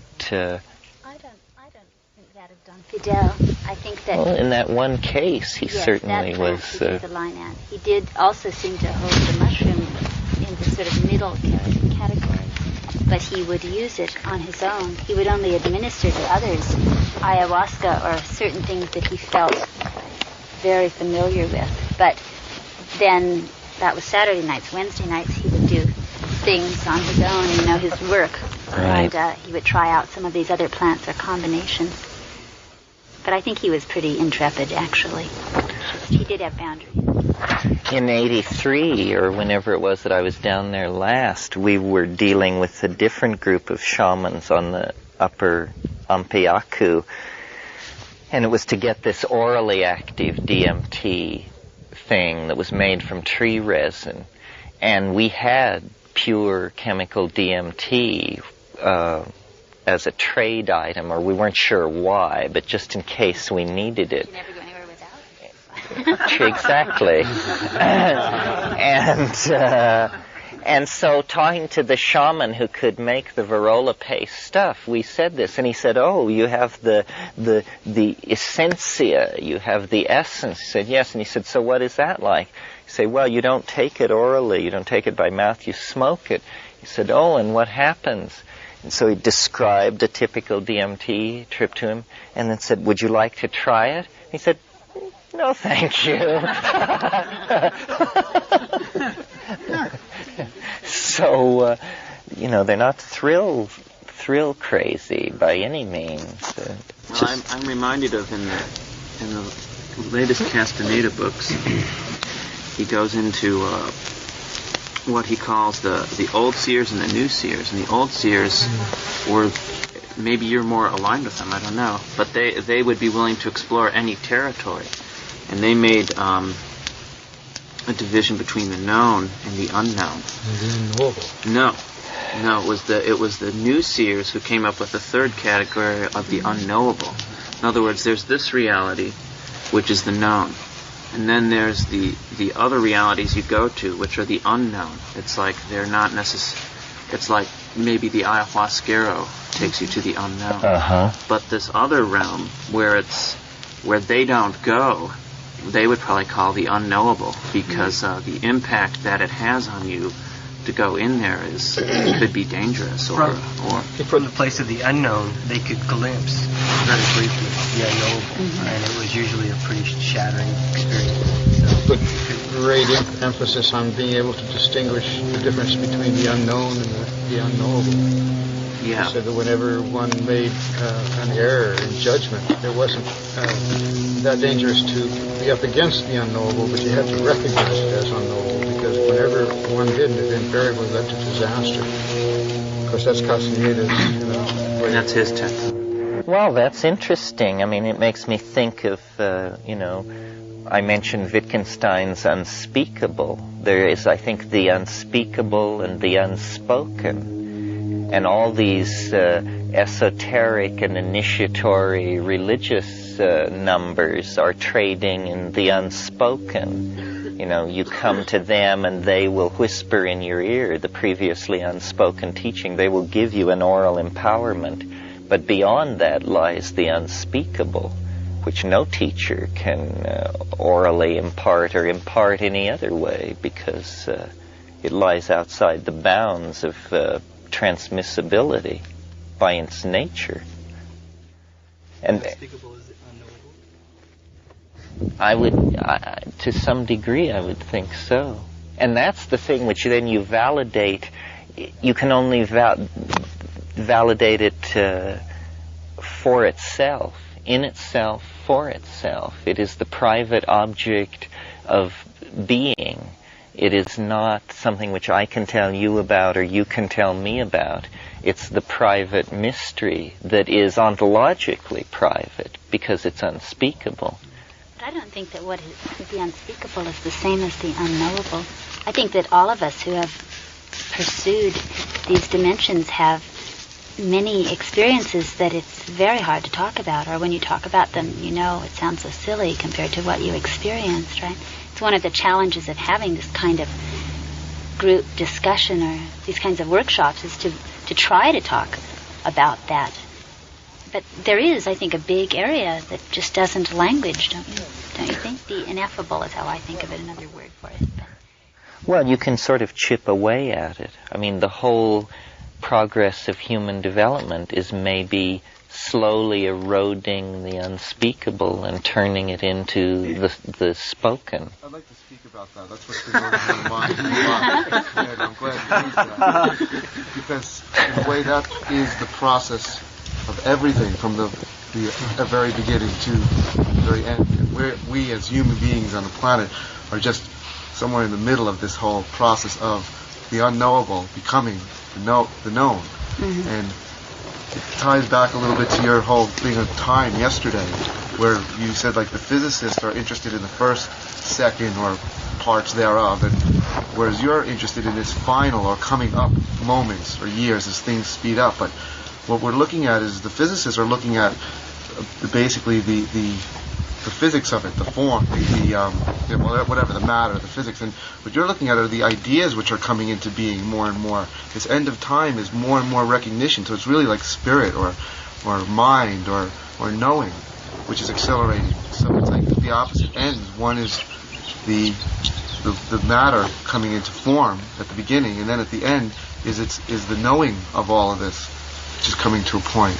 And like an ant or whatever lower level of consciousness is, on different levels, or I'll say a cell, an amoeba, they have their thing, and then there's the unknowable, which is what we are acting in. How can even inside of our body, the blood cells, can they know of our world of communications and symbols and knowledge? Such as we are on this unknowable is really just a greater universe, a higher level, which is known by a higher way of being, and it's like from each end, whatever the matter here, and then the mind coming into it, and like this point coming up shortly, this 2012 is significant in that it's possibly some sort of, like I say, this opposite end of knowing becoming complete, like life becoming completely aware of all life in of itself. But that's like is at the end of everything. It seems like that's just a point, like a mid-swing of a pendulum. Yes, well then some other process having to do with the career of spirit instead of matter is initiated, you know. And whether it's the end of everything is rather a human way of approaching it. I mean, it's a complete end of one way of being. Of us as a species, as a life. Well, it's not just humans. It's all of life. Of the Earth life entity then. Right. But if that life entity goes through a great metamorphosis, it's rather meaningless to say what happens to the rest of the universe, since the rest of the universe right now is a concept in our mind. Right. Well, that's the metaphysicality of it. To say what's never been said, to do what's never been done, to paint what's never been painted, to dance what's never been danced. This is, somehow you're acting for everybody when you do that. It's an amazing thing to do something that's never been done. It means once you've done it, it's been done. It's pushing the limits out. That's right. Well, putting the fence, it's like a fence going out bigger and bigger, and like all these great minds that go out there and fence off a big area for all of humanity to run around in this area of being and knowing, and it's this whole process of It's what aeronautical engineers call stretching the envelope. When you fly a fighter plane, you have the predicted engineering performance characteristics, but once you validate that it can do that, then it's up to the pilot to find out to stretch the envelope, to find out what it can really do, how fast it can turn, how fast it can climb. And that's what we as creative artists do for the human enterprise. And the lacking ingredient is courage, I think. I mean, often I have the feeling that it's no longer, at least in my own life, about seeking the answer. It's about facing it. It isn't about, is it yoga, is it Taoism, is it this, is it that? Now, I think that now I know, at least for me, what it is, but the answer is so appalling and requires such courage to execute it and carry it through that I don't know what to do. I have no doubt that we could all become the Taoist hermit on Cold Mountain, and be that person of whom people in the valley say, "Oh, him, we see him sometimes when it snows very deeply because he comes further down for wood. He comes and goes in the mist and never talks to anybody." We could all become that person. There are no barriers to ultimate spiritual attainment. But what about, your mortgage and your lover and your devotion to French chocolate and all of these things? I want my cake and eat it too. That's tricky. Well, that's very, very tricky. Learn how to bake. These strange plants because it really all washes out. Maybe just for an hour of peaking, but it really puts all of that in perspective.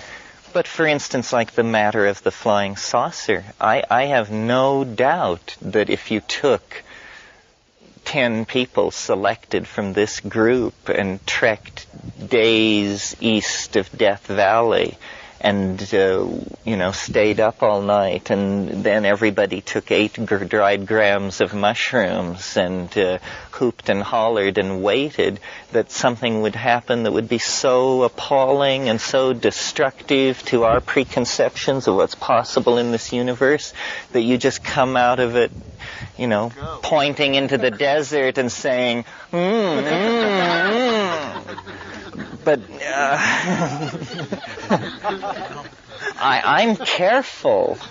I don't doubt that appalling things can happen, and that reality can be completely pulled to pieces. And I don't know what that means, but I want to really try and deal with that on my terms. And that's a kind of fear. It's a kind of holding back. That's why, I know people who seem to me superhumanly reckless. I mean, they tell me the things they do, and I just shake my head, because of the power, of the vistas, of the energies that they must have laid their hands on. It's too much for me. I'm a simple scholar and bookish collector type. I'm like Brother John here. We like our home and hearth. But that's the challenge, you see. That's the weird thing about the psychedelics. It is a path, but in a sense it's the end of the path. And then what do? Now it's up to you. It's no more about, the guru says in 5 years you'll make progress, or if you just keep eating this spirulina or fiddling with your crystals or something. It's that, no, you've arrived. Now, what do you do with it? Are you really want to be a wandering figure at the edge of civilization, glimpsed occasionally in your tattered cloak with your wild ravings? Well, that's not the only option. We were talking, Mitch and I were talking this morning about... Thank you, Tim. It's tough to do that with kids, see, I know. We were talking about envisioning something and how these plants help you to generate a vision of something real that you want to create or organize in the world, and then they help you to have the discipline and the dedication to carry them out in the real day-to-day, telephone calls and how do I get the money for it kind of way. And that, I think, is a real strength that all of us have, and that it's one of the responsibilities of being granted the visions, is to make the visions then as real as you can. I mean, we do have our bodies here on earth for some time to come. We do have pleasure, of course, which we should all indulge in, but we also have responsibility to make it as much like, even if it's a small step, as much like that fantastic thing we can see in our visions. And I think that, it gives you the object, and then it helps you move toward it. And then we need to do that work and keep refreshing our vision if it gets weak or we start to give up on it, or if we need to shift direction slightly. I go back to astrology and Saturn drawing a ring around the vision, and then Saturn's stairway, envisioning the steps that it takes to get there, and that you can't jump 40 steps up without losing part of the foundation. And that as an artist myself, I'm finally getting to a place of patience and realizing that the slower it goes, the better it gets. And the statement that I like is, if I only had more time, I'd use less words to write. It's like choosing things carefully and allowing the process. And for years I was just like, I've got to get this out, I've got to, but not anymore. It's now I'm really seeing that slow, patient steps create a foundation strong enough to someday, even if it's not in this lifetime, to manifest that dream. If you use the quality of your daily life as your currency for how you're proceeding towards something, then you know if the quality of your daily life is good, deep, satisfying, and you have a goal, you're probably on the right path, right? If you're saying, God, it's just going to be hell for 3 years till I can get this project together, you maybe should think about it again, I see that process reflected on a greater scale in just the evolution of life itself, and that if life were to very quickly achieve the knowing pure spirituality, then what good is it? And that's like through humans and through all of our history and time. And so even this coming moment, 2012, that might just be like this reflection of another even more ultimate. It most likely is. Yeah. And it's just that reflection, and it's really this endlessly drawn out patient process which is taking its time as long as possible so that every aspect will work into place. Or whatever. So it's just... And every aspect can be... Well, this quality of daily life thing is an interesting point, because I think it was yesterday or 2 days ago we meditated or thought about what would you do if you could do anything, and how... Go for it. Oh, there it is.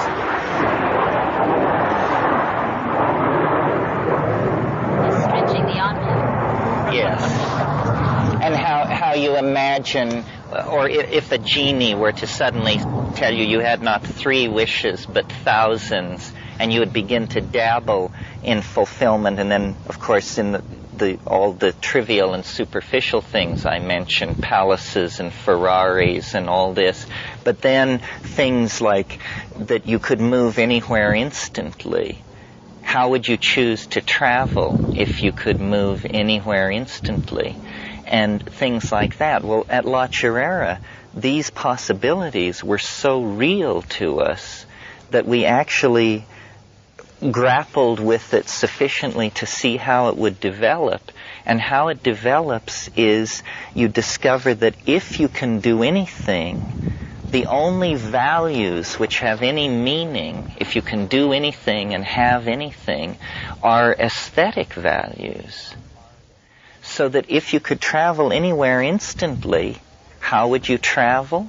You would walk, obviously. Because it's so tasteful. Because it's so completing. It's such a complete reverence for space and time and your own body and the correctness of the situation. And time and time at La Chirera, someone would be doing something some way, and someone else would say, well, if you're omniscient, why don't you just make it be done? And the answer is because it's crass to do that. You know, the way to do things, if you can do anything, is to do them right. That's Zen. Eh? Like Zen cooking is like that. I guess. But that realization of the total richness and correctness of the moment that's the correct interpretation of the attainment of these cities. Things would go on at La Chirera as an example of how the Tao works, where I would walk out into the jungle and there would be butterflies circling, and I would hold out my hand and speak to the butterflies with my mind and invite them to come down and land on my hand and display themselves. And the butterflies would do this. They would come and land in my open hand and turn and strut and show me all facets of themselves. And this would go on for like 2 or 3 minutes, where I would experience gratitude, reverence, delight, and then this other emotion, the need to show somebody else what I could do. And so then I would walk back to the camp, and smiling with a bizarre inward smile, I would select one of my campmates and ask them to walk out into the jungle with me. And then, to their horror, I would stand underneath this tree and gesture and ask for the butterflies to come down and land in my hand. And people would just turn away in a mixture of horror and embarrassment that anyone could be such a jackass, first of all, and that anyone could be so mentally deranged as to operate like that. And of course the butterflies would have nothing to do with me. And I would just be left just sputtering, you know, and it happened many times. Many times? Oh, no. Oh, many times. That you took people and were left sputtering? Or it was not only the butterflies. It was that as long as I had no ego, I could work magic. But it was magic that was the necessary magic. It absolutely had no use other than to make my life a more perfect work of art. As an example, we had a pot in which we cooked avena, oatmeal, every morning. It was our magic pot. And the scrubbing out of this pot was a major pain in the neck and was consequently a rotating camp duty.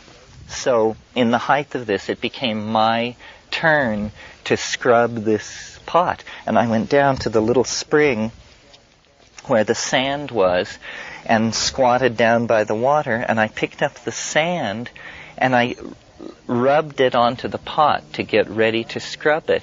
And then I looked, and the black stuff was just flaking off. It was like easy off or something.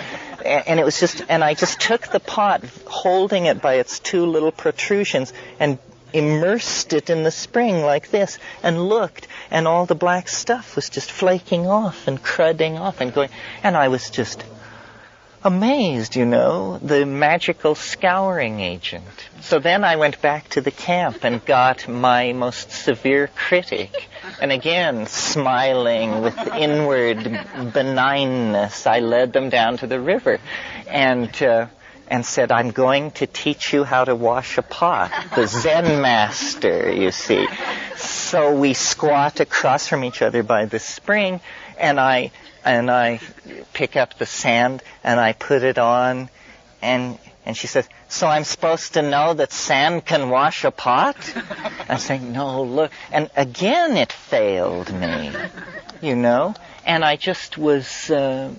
by then I was getting the message, and I stopped. And there was one other instance which was very puzzling, because I actually saw another person go into it too. And it had to do with this prophecy which my brother had made. One of the motifs which circled in his mind space during this period was what he called the good shit. And this was, he imagined that at some time in the past he had gotten a sample of Afghani hash that had had cow manure very, very carefully worked into it, and then the hash had been infected with psilocybin mycelium, and all of the cow manure had been converted into psilocybin, so that he had the psilocybinated hash. And he had this notion that he would invent a musical instrument, like an electric guitar, which when you played it, it would cause this stuff to condense out of the air and rain down on great crowds of people. So anyway, there was this thing about the good shit. And one night he announced that that the good shit would appear at a certain time. And so then I went back to my hammock in this hut in the jungle, and the woman who was with me came as well. And we had no watches, but he had said that at 11 p.m. the good shit would appear. So I was settling down to roll my evening joint, and it was this Colombian weed that we had brought in with us. And as I lit the joint, this little thing fell out of the end of it on the floor, burning. And I picked it up, and I smelled it, and it was unbelievable hashish. I mean, hashish to die for. And I was just, and I put it in the pipe, and I smoked it. And I said to this woman, I said, smoke this. And she agreed that it was astonishing. Your major critic? No, not my major critic. My major critic was back at the river. So then I looked, and I opened this baggie with this stuff, and I started smoking it. And it didn't change its physical appearance. It still looked like this Santa Marta gold. But the odor and everything was just the finest hash I've ever smoked. So I thought that the millennium had come. So then I looked, and I opened this baggie with this stuff, and I started smoking it, and it didn't change its physical appearance. It still looked like this Santa Marta gold, but the odor and everything was just the finest hash I've ever smoked. So I thought that the millennium had come, that forever after we would all trash. Yes, the end of the world is when all trash is Mazari Sharif hash.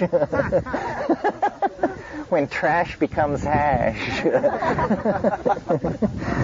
But at the crack of dawn the next morning, I went tearing down to my harshest critic and knelt beside her hammock and woke her up and said, you've got to smoke this. And of course, garbage was back.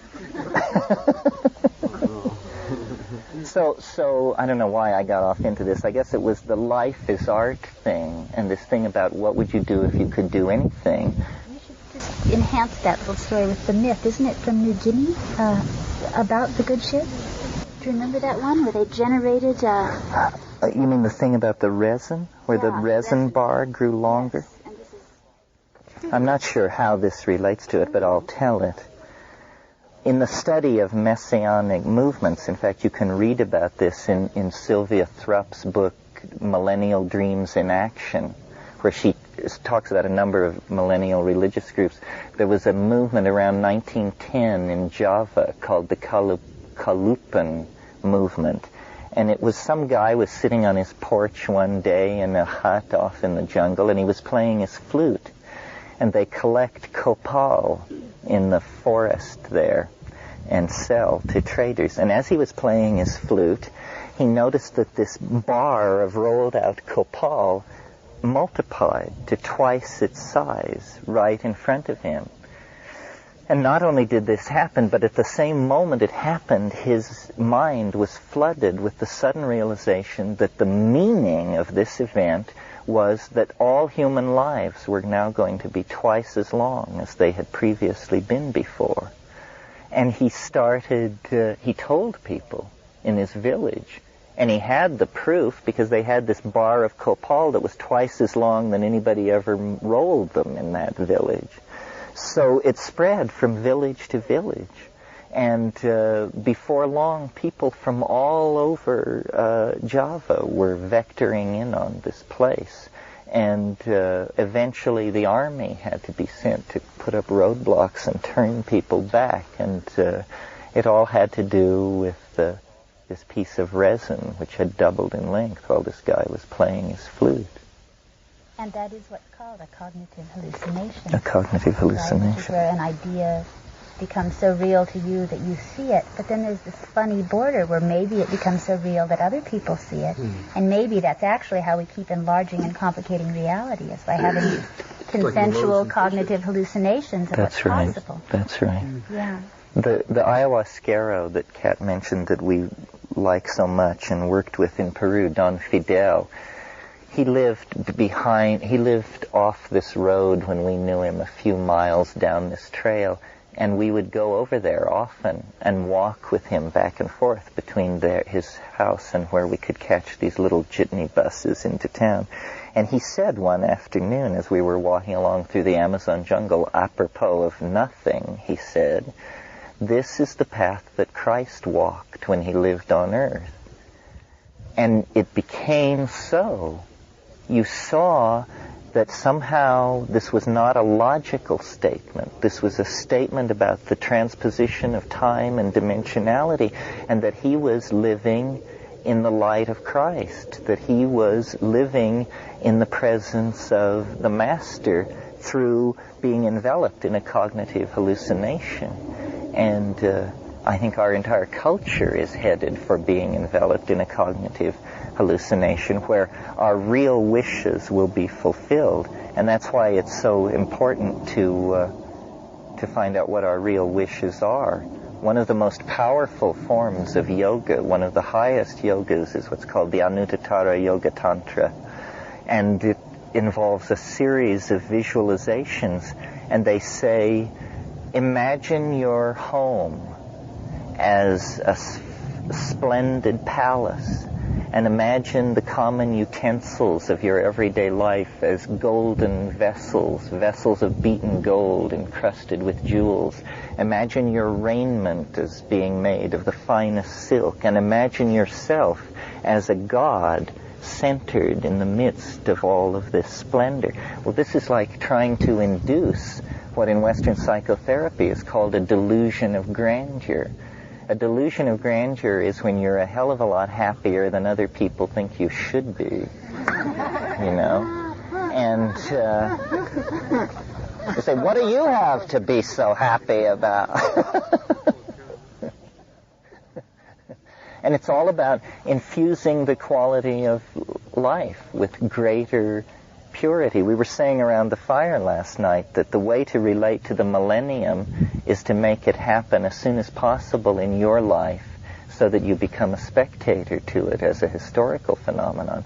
Well, the way to make it happen in your life is to not transcend desire, but transmute it so that what you really want is what you actually have, you know. I find on these plants, on the mushroom particularly, I found it effective to choose to become an archetype that I both, of course, have to be able to identify as an archetype, but then also one that I can relate to and wish to be, and become, you know, as large, 100, 1,000 times larger than we are, and as smooth, and as everything is right, you know. You can practice being in the Tao so deeply in those states, and knowing that everything you do, no matter how minuscule it is, you're doing most gracefully, and everything you say, you're saying most eloquently. And you know, even I've used the mending sock thing because sometimes I feel like that's what I'm doing, is that level of work, but then I'm doing it perfectly, you know, and that's a great feeling. If you indulge in that feeling of being the goddess or a god or goddess or one of whatever you identify with, you know, one of the kachinas, whatever, then you can carry it back. It's a really good way to carry it back into your daily life and learn to practice it either in moments when you're wobbly and you suddenly need to grow into the situation, or in moments of ecstasy, you know. I mean, to be archetypes making love is pretty good. Yeah. Well, that's the technique of tantric practice, of imagining these gods in union with their consorts, in sexual union. Yes, the people burning to speak should speak. Maybe one comment. That in different parts I keep hearing people saying that we don't know anything, but I think we're all dancing around it very well, and I think you're dancing around it really well, and so I think we do know something, not a lot perhaps, but we do know something. If words are that important and do have that meanings, whether it's what we're saying that is true, or just the sound of our voice that is true, something is true. We're here. I think we're beginning to say the unsayable. I just have that feeling.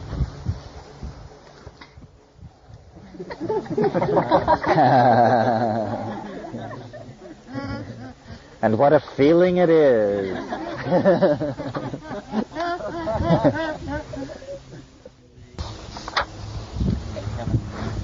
I think a lot has to do with trust. A lot of times people go, I'm not going to say that, that's probably not true. You just got to say it, and then you move on until it keeps forming. That's like a creation, words, thought, ideas.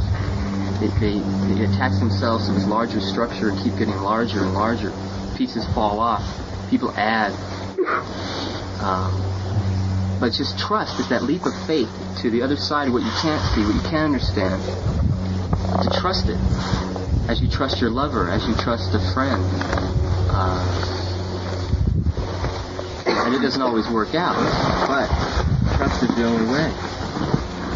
Because otherwise, there is only fear.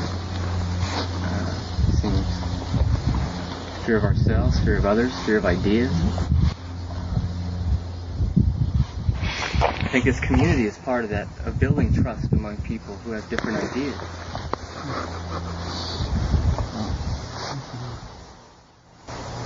I'd like to say something about learning and teaching with regard to the psychedelic experience. That you can use a lot of verbiage in trying to explain to people what that search is about and what that adventure will yield. But in the end, probably the best communication is to just dispense the sacrament. I think it's very holy work, and I just want to express my appreciation to those who are involved in that work with great respect for the sacrament and for those to whom they dispense it. And I'm just very happy to be associated with you folks. I think that's something I've missed for a long time, since the days of the 60s, was the last time I was around people who knew about that work and approached it with the kind of reverence that I see here.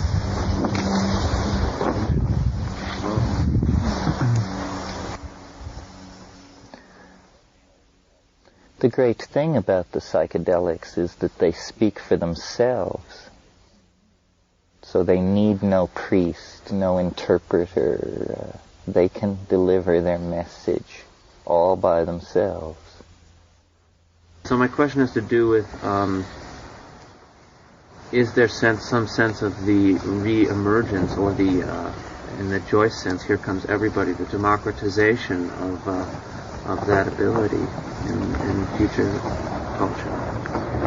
Yes, well, I think so. I think that the way these hieroglyphic languages, especially Mayan and Egyptian, differ from alphabetic languages is that etymology remains on the surface in a hieroglyphic language, so that thousands of meanings are immediately, visibly present, and so it's more like an ideogram rather than a word with a dictionary meaning.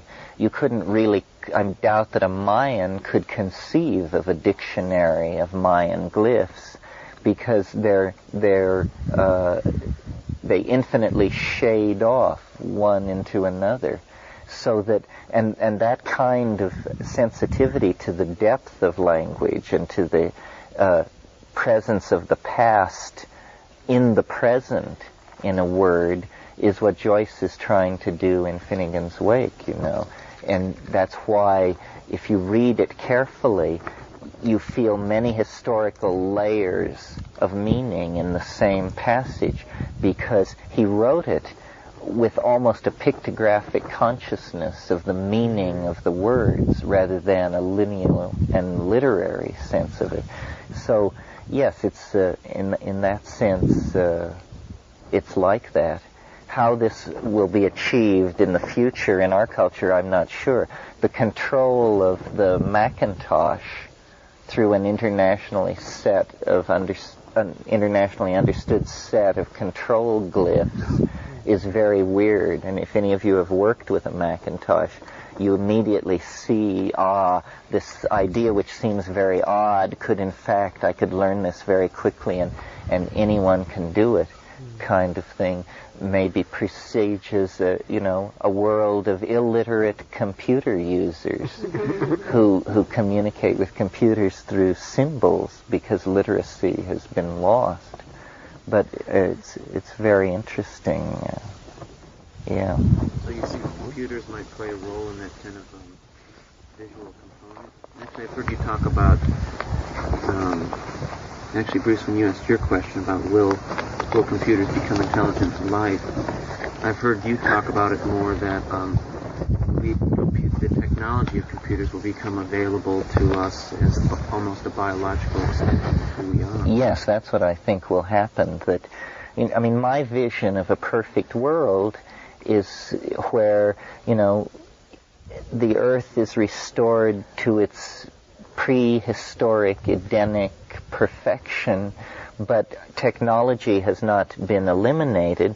It's merely been micro-miniaturized to the point where the computers which maintain the history of the race and the governance of the planet have all been secreted in a certain pebble which lies on a certain beach somewhere on the planet, and we walk around in perfect harmony with nature and in perfect and complete touch with an imaginary holographic world that is our self-expression, as a city is our self-expression, to then be simultaneously, in the world of techne and in the world of nature, but with neither violating the other.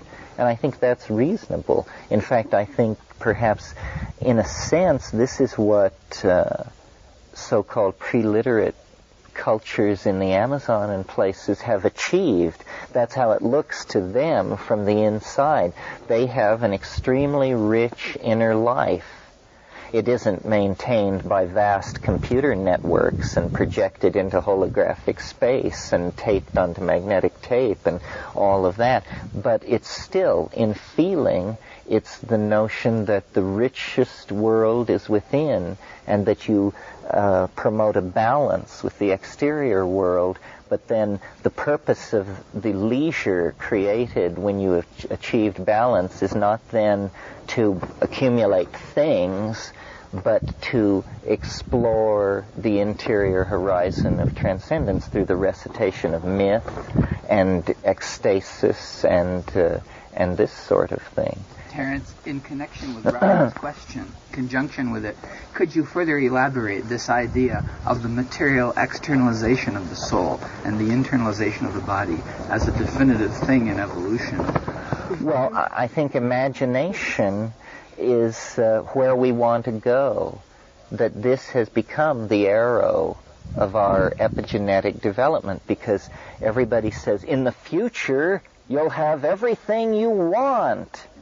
Well, if we believe this, then we have to think seriously about what everything you want is. I mean, obviously, you want plenty of food, plenty of clothes, plenty of money, plenty of friends, but then if you get all that, and then they say, well, you haven't even dented your credit account. Well, then it says, well, I want to live at Versailles, surrounded by brilliant robots and I want great writers and artists to have lunch with me every day, and the Hope Diamond and Rembrandt. And eventually this becomes very silly, and instead there is an ascent toward truly grandiose aspirations, truly bodhisattvic calling. And I think that the imagination is the real frontier. This is why the poets and the artists are so important, and this is why I think one of the aspects of the space thing that is never mentioned by the L5 Society or any of these engineering types who are so into it is the interesting thing about outer space. We are not going to go through space to other worlds. That will be very incidental to going into space. Going into space means going into space, that space itself is a medium with unique properties for a species such as ourselves. And one of those unique properties is that engineering, which on the surface of the planet has to always be cognizant of stress and bearing loads and the limitation of materials, engineering is just going to become like ballet. And objects miles in extent can be created that are obedient only to the laws of the human imagination. And of course, the funding available to create these things. But in other words, the constraints of nature are pretty much lifted. Outer space is very much like what you see when you close your eyes in a dark room. It's a vast, unfilled void into which anything whatsoever can be projected. The hallucinations of the individual are the cultural artifacts of the species 500 years from now. I mean, all these visions and dreams that we have will be realized. I mean, in ways that we cannot imagine, but realized nevertheless. This has been consistently what has been going on. The alchemical dreams of the 16th century are fully realized in the 20th century, And, of course, it has facets that they never imagined. But going into space and going into the imagination is the same thing. And in the same way that the New World presented a tremendously tight genetic filter to immigrants, so that only the soldiers of fortune, the religious fanatics, and exiles came to this place. And that created a unique gene mix. Space is going to be a much tighter genetic filter. I mean, most people who go are going to be very smart and very healthy and very quickly, I think, a space type will arise, but I don't think you can create a space-based civilization without recourse to psychedelic plants and the psychedelic experience, because it's too much the same thing. If you don't integrate psychedelics into the leap to space and realize that what is happening is that more and more we perfect the aspiration to vertical ascent. In the myth of Icarus and Daedalus, you get this. Then in the brothers Montgolfier and their gas-filled balloon, and then the Wright brothers, and then the Apollo project. All of these things are, this aspiration to ascension. And it is apparently a biological drive. I mean, some people have suggested it's a nostalgia for the canopies of the rainforests that no longer exist. But whatever it is, it's going to take us eventually out to the stars and inward to the stars. Because, the real question mark which hangs over all this is the nature of mind. And we do not know what mind is. And yet everything goes on upon the stage that is conditioned by and assumes mind as a given. And every society has assumed that it had the answers, that just 15 years more of fine-tuning of the current ideology would do it. And no society has ever been right about that. So why should we be right? We are hurtling toward an unimaginable future in the same way that our present would have been unimaginable to people 200 or 500 years ago. But it is the imagination, because it is consciousness that is growing and expanding and strengthening itself. And if we take the notion that these psychedelic plants are consciousness expanding agents, this is what they were originally called, consciousness expanding drugs, if you take that seriously for a moment, how can you not center it in your life? I mean, obviously consciousness is what must be expanded as fast as possible at all costs, in all times and places, because it is a lack of consciousness that will be toxic to our species and the planet. Consciousness is the saving grace, and so it has to be cultivated by any means available.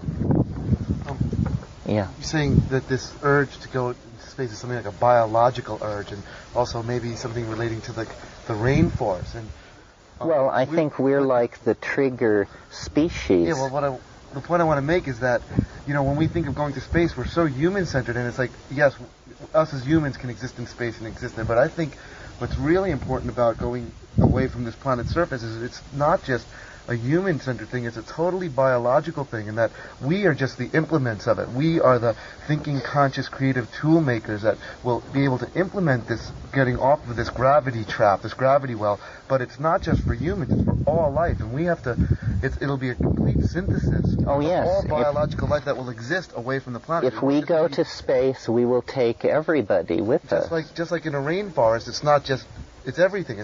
That's right. We are the species that is deputized to use energy to do the thing for all life on the planet. That's why I'm not pessimistic about history, and I don't see history as unnatural or somehow opposed to nature.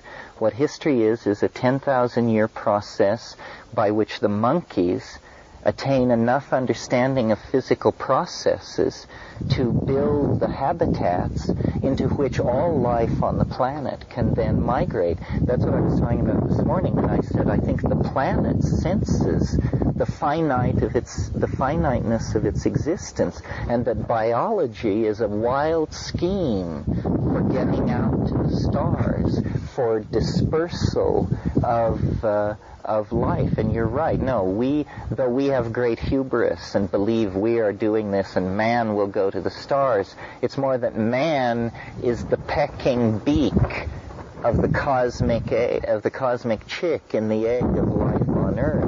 And the entire bird will emerge and fly, but it was man with his atomic weapons and his radar and all this who can break the shell, and then the whole of the biosphere will flow outward into space and escape the cycle of energy degradation that will eventually turn this solar system into a group of cold cinders rotating around a red giant or something. Yes, well, we're trying to compare our maps. Everybody has seen different pieces of a geography whose total size we don't know. So we don't know, maybe none of our maps overlap, or maybe some do and some don't. And maps which don't overlap are not invalidated. It just means nobody has been there but you. I mean, I often have the feeling that I'm seeing things that no one has ever seen before. Often. Leon asked me to talk about time. Leon is off on alone time, so he'll miss this. The thing that really interests me or draws me back to the psychedelic experience again and again is the notion that there's something that you can learn that would somehow be have an impact on society at large. That when you have the psychedelic experience, it's like you're a sailor on some kind of a vast ocean where you let down your net into the deeps And the hope is that you will snare an idea of some sort and of some size. And it may be, that you come up with the equivalent of tuna, which is many small ideas, and perhaps you bring up your nets and see that they have just been shredded by something so large that you scarcely care to imagine it. But the hope is to land an idea of intermediate size that you can then fully explore and understand. When you go into that ocean as a swimmer, you see these things passing in review, things of such beauty and intricacy and complexity that you are literally speechless, and even speechless in terms of an interior dialogue about what you're seeing.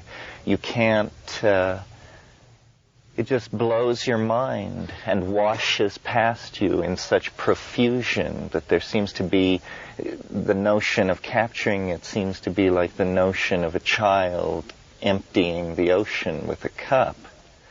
But if you have a net, and I'm not sure what a net is exactly, but it's a way of somehow capturing these psychedelic ideas and then bringing them back for examination. And I think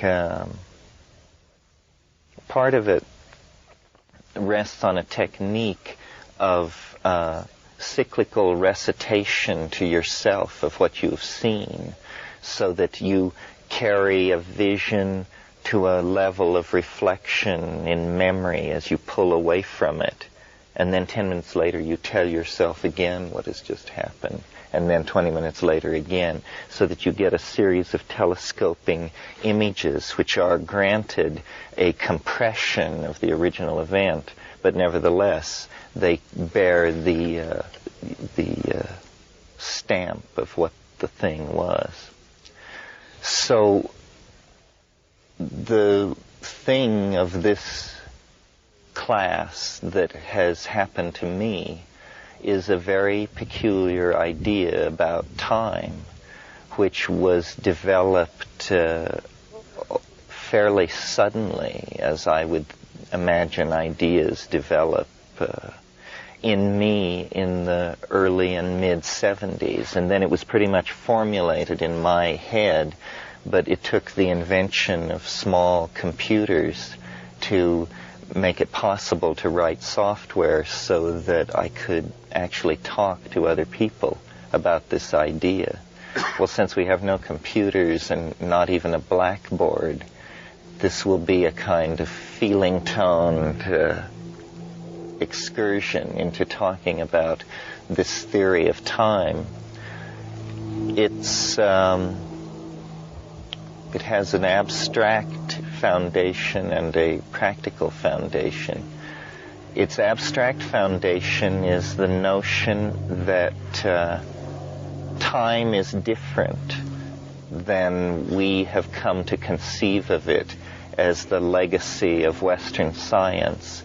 The legacy of Western science is that time is duration, that time is a dimension necessary for process, and it's usually thought of as a flat plane against which some other fluctuating variable can be plotted. And this is called, linear time. And Newton's physics took the same view of space. The Newtonian view of space was that it was essentially emptiness. It was something which you had to have if you wanted to put something somewhere. So it was a kind of an abstract plenum. But Einstein showed that space is actually some kind of thing. It has properties of thingdom. It is distorted in the presence of a large magnetic field. And so it rose out of the realm of abstraction and then was cognized as an objectifiable entity, a topological manifold that was real. This is, I think, the same step that has to be taken for time. Time is not simply the dimension of duration required for the successive occurrence of occasions. It is rather some kind of conditioned topological manifold. We can think of it as a fluid medium flowing across a surface, a river, in other words. In some places, the river is very broad and shallow and meanders because the pitch of the incline over which it's moving is so slight that it can barely discern which way to move. You see this often in the Amazon. In other situations, the incline increases and the speed of the flow increases and the depth of the channel increases and the distance between the banks decreases. So time runs slowly and it runs quickly. It has a kind of modulated speed. Well, it's been a commonplace of Western cosmology since Darwin, although it's never been elevated to the status of a law or even a principle, that steady complexification has occurred in the universe since its very beginning, that this is something that we see in the very first moments of physics and proceeding right up into our own day. In other words, in the era before physics, that period of time so short that it's the period of time, it's less than the amount of time necessary for the photon to cross the radius of the nucleus of the atom. There was absolute chaos and a complete absence of physics. And then what sprang into being was a physics of pure electrons, of pure energy. And it was not for many seconds that temperatures fell to a point such that other factors could come into play, such that free electrons could fall into atomic orbitals and this sort of thing. And at each successive level of cooling, new forms of order became possible. At first, everything was just this plasma of particles and energy, and then atomic systems sprang into being. And then at still lower temperatures, these atomic systems were able to form molecular systems. The energy level in the general medium dropped below the level at which it would disrupt the molecular bond. So then molecules came into being. And then, at that point, there was the aggregation of stars and the cooking out of the heavier elements through the process of cooking hydrogen, so that iron and carbon and these things then arose. And by this time, the universe is much cooler than it was at the beginning. And then finally, you get temperature regimes and environmental situations where very large colloidal molecular species can come into being, large polymerized molecules, and this sets the stage for DNA, which once it emerges, and the thing to notice at each of these stages of complexification is that it requires a shorter time than the processes preceding it. If the universe is, let's take the long view and say 20 billion years old, then the first 10 billion years, not very much happened that was interesting in the realm of complexity. There was star formation and the percolation of heavy chemistry, but not life, or it's doubtful that life occurred in the early universe. So what we see then is the emergence of more and more complex animal forms at a greater and greater speed, and then finally the emergence of self-reflection in the primates, and then epigenetic methods of encoding information, in other words, writing, and storytelling and language. And at each point, what is happening is there's a progressive time binding of energy and a progressive intensification and speed up of the complexification of certain parts of the universe. Right now, the most complex part of the universe that we know is the human brain mind situated in its network of computers and cultural conventions and social obligations and expectations and hopes and fears and historical aspirations, etc. I mean, this is the realm of the densely packed that the Buddhists are talking about. So it seems to me that this should be seen as the operation of a general law, and we are not outside of this. We are, in fact, the cutting edge of it. Somehow, of all the animal species on the earth, the human beings are carriers of this temporal speeding up process, which is now engulfing the entire planet. And so that's the general law, or the general perception upon which this idea I elaborated was based. The notion that complexification is being conserved through time and being built up as some quality that the universe is very interested in maintaining. And then I looked at the I Ching, which I hope is familiar to most of you. I'm sure it probably is. It's a very ancient Chinese oracle system that uses what are called hexagrams, which are 6-leveled ideograms of broken or unbroken lines. And the possible subset of these things is 64, which is an interesting number because it's the number which DNA operates on, because it uses 64 codons. And in fact, I came to see that as no coincidence, that actually life was organized around this number, and the I Ching as well, because both were subject to a set of rules which was surfacing in the phenomenon of biological organization and the organization of a Chinese oracular theory for understanding past and future time. And I looked at what is called the sequence, which is the way in which you move from one hexagram to the next. And I sought order there and found order that I think had been lost since pre-Han, perhaps pre-Zhou time. And I came to see the I Ching as we possess it today as an archaeological artifact, a piece of broken machinery. It's like the turbine of a jet plane. You puzzle over it and you see that it could be used for something, and you do use it for things, and it's very effective, but it's really a piece of broken machinery from a very ancient technology which ceased to exist before the rise of the Han dynasty.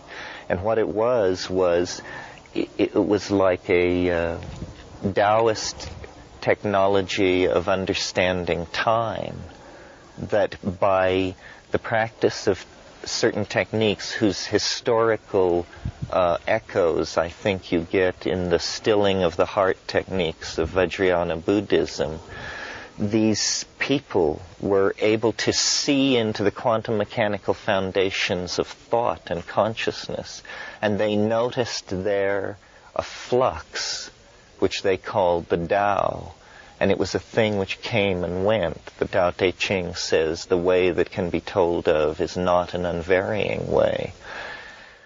And they stilled their body functions, and they looked inward with a cataloging, analytical mentality, and they noticed that while this flux was variable, it seemed to be not infinite in its contributing factors, but that in fact it seemed to have a pattern, and they discerned the pattern as revolving around the number 64.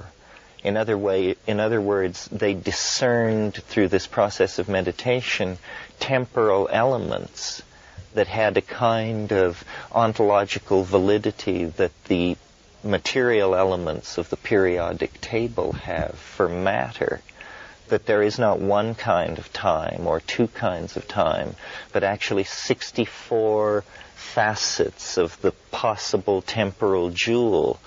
And they saw that any moment in time was the combination and the overlay of this wave system, which they called Tao.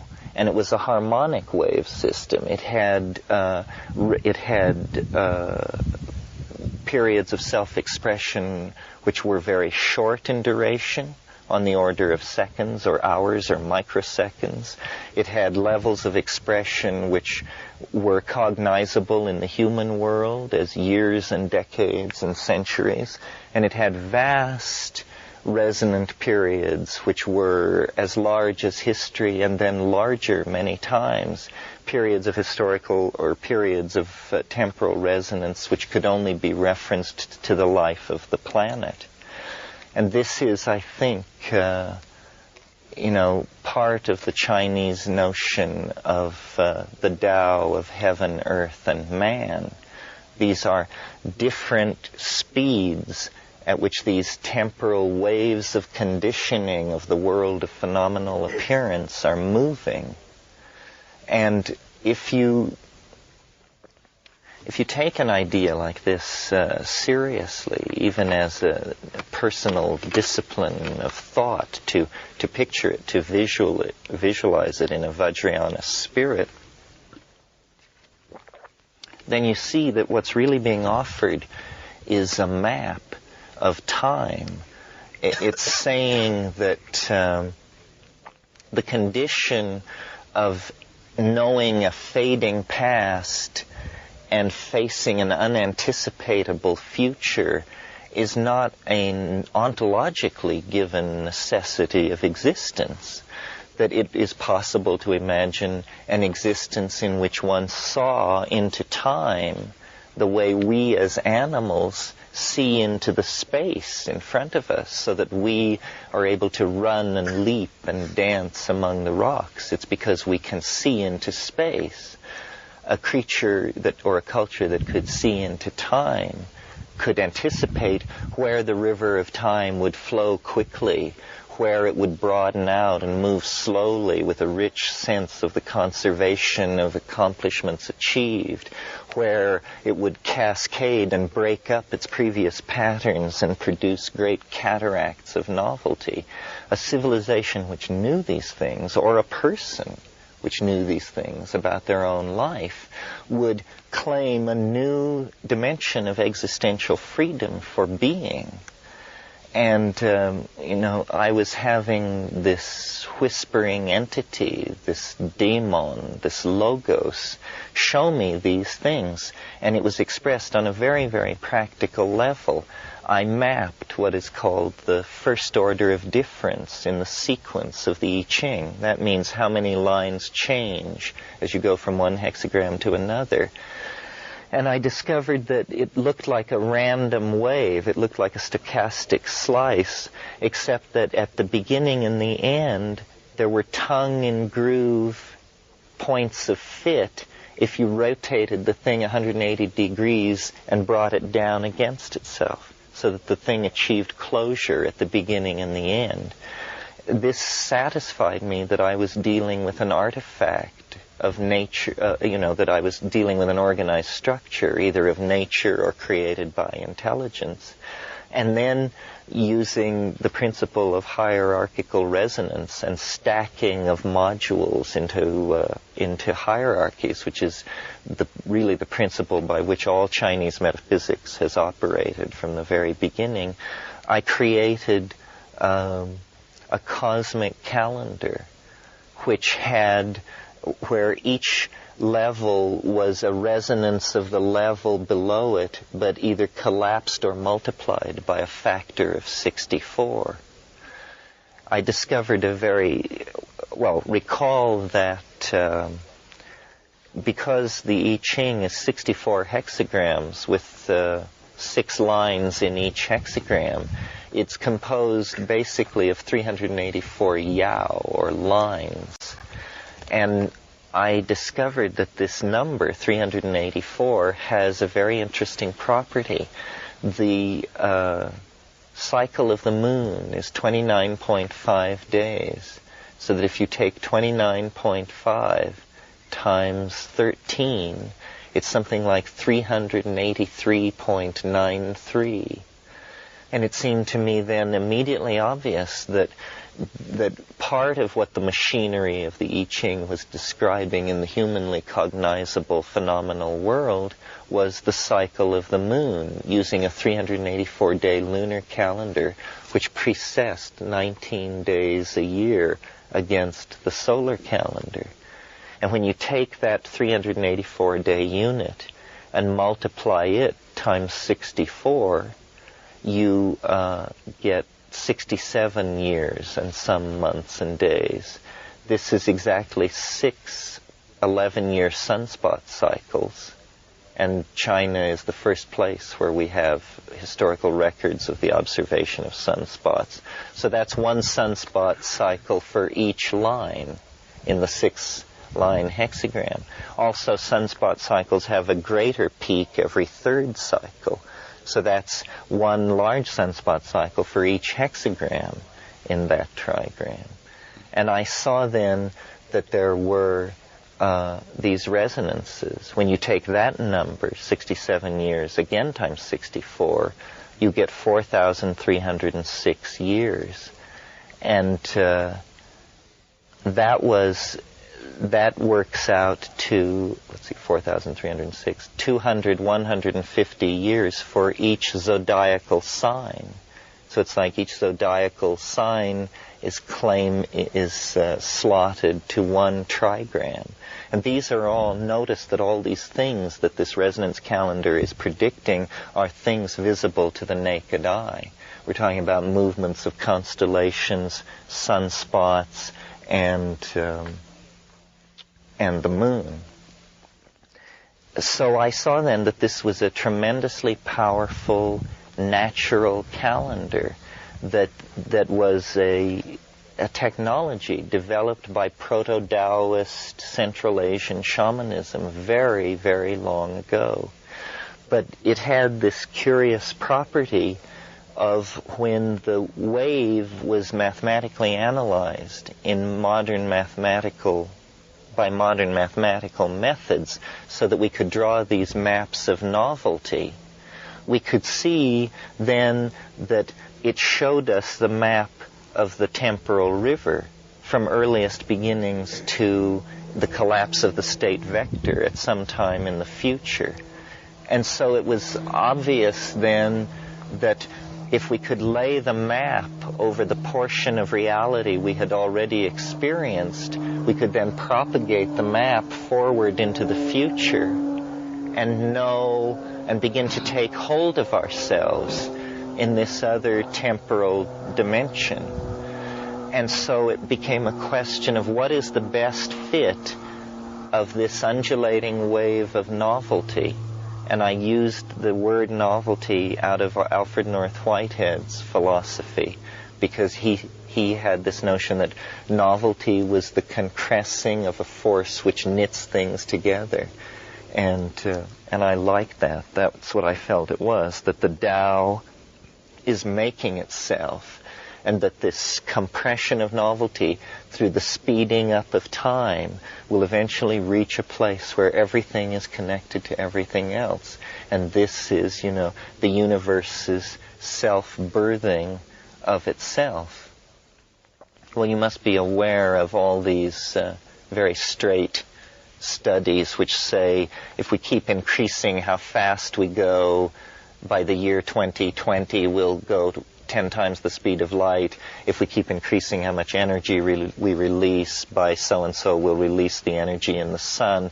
The propagation of all these curves of development become asymptotic, and then nobody knows how to interpret what they mean. They just seem to mean that the whole culture is going to go kazawe, And this is sort of the idea that this theory implies. It implies that far from the universe being a steady state entity uninfluenced by the existence of the human mind, which is going to go on and exist for billions of years until the stars burn out and the second law of thermodynamics is going to reduce everything to heat death, that's all wrong, 100% wrong. And that actually the universe is made by mind, within and without organism, and that mind is capable of bootstrap leaps in its organizational self-expression, and that we are privileged to be the witnesses of the final act of life, going through some kind of immense transformative unfolding from itself in a kind of vortex which has been building on this planet for billions of years, but which has been accelerating to, such excruciating intensities over the last 25,000 years that it has called forth self-reflective intelligence from the monkeys and the invention of quantum physics and space flight and shamanism. And it is novelty upon novelty, novelty so intensified that the genetic machinery can no longer carry it, and it bubbles out into the epigenetic, into art and language and poetry and religion and religious mania and romanticism and all of these things. It is a progressive knitting together and expression of the universe's will to become that causes me to think that we may be in the shorter gyres, as William Butler Yeats called them, the shortening spirals of this vortex of novelty and compression.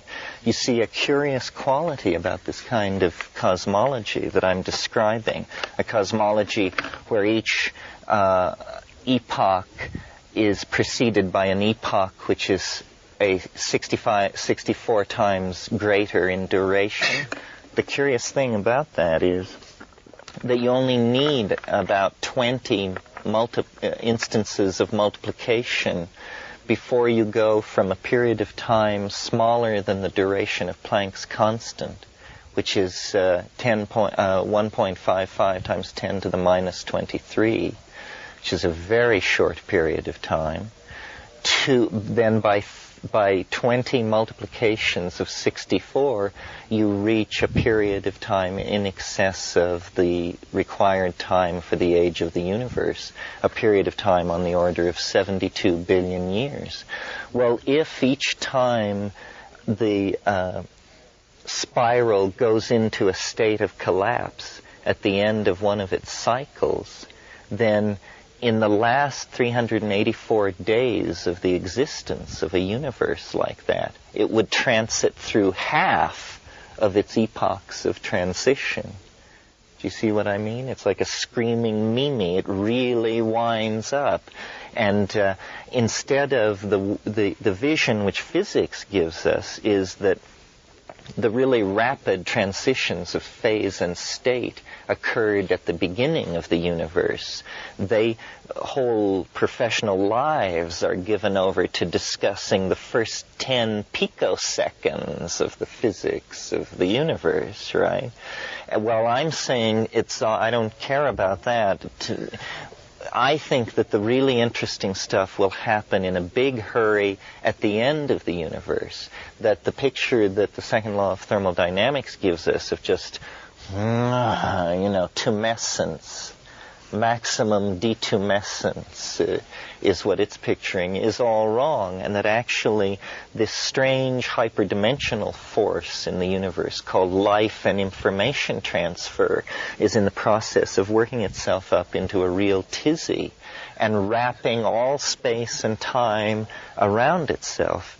And what was startling and what made me think that maybe I was losing my marbles was that when you look at time that way and push these novelty graphs against the historical continuum, I reached the conclusion that we entered the last 67-year period before the collapse of the state vector. at 8:30 in the morning on August the 6th, 1945, when the atomic bomb went off over Hiroshima. You see, it was a temporal reflection of the birth of the universe. It was actually you could call it an event, which was a reincarnation of the Big Bang, because each cycle begins with a bang. And that cycle, the fact that human beings had used atomic weapons on other human beings, meant that we had entered a new era, a new epoch of moral danger. And the stakes had been raised, by a power of 64 to a new level. Now, using the mathematics inherent in the cycle, if you propagate forward from that date, 67 years, 104.25 days, you reach late November of 2012 AD. And I concluded, based on all kinds of factors, personal and historical and so forth, that was the fit. That if Hiroshima was day one, then the place where it all came together was this date in 2012. And I worked with that for several years before some kind soul, Henry Munn, I think, pointed out to me that the Mayan calendar, which is a cycle of the long count calendar I'm now talking about, is a cycle of 13 time periods which are called Baktuns. And the Baktun is 396 years in duration. After 13 Baktuns, the world ends completely. And the 13th Baktun of the classical Mayan long count calendar is the winter solstice of AD 2012. Within 30 days of the date that I had fastened in on, using a completely different path of analysis. And so this raised all kinds of questions, one of which is it simply that individuals and civilizations who take mushrooms become, I want to say, privy/engulfed by a certain mathematical secret about the cosmic machinery? What is so important about this date in 2012? The Mesoamerican cultures have the most uncanny history of successful prophecy in the world. I mean, the Aztecs anticipated the coming of the Spanish. The book of Chilambalam gives the day when the Spaniards would weigh anchor off the coast of Mexico. And of course, the fact that it happened exactly as prophesied was a major undoing of that civilization. So I put this out. This was a very confusing experience for me to channel or transmit this idea, because I was interested in the I Ching. I had carried it with me in India. I used to throw it at each full moon, but I was not mathematically inclined. And when reading the philosophy of science, and people like Paul Feyerabend and Imre Lakatos, and reading the history of science, and Thomas Kuhn, and all of those people, trying to understand, what is a true idea? What is true and what is false? And when you have an idea which makes claims as sweeping as these, then you want to try to understand just what the limits of knowability are. And I discovered that all you can require of any idea is that it be self-consistent, that it not generate any contradictions within its own set of rules, you see.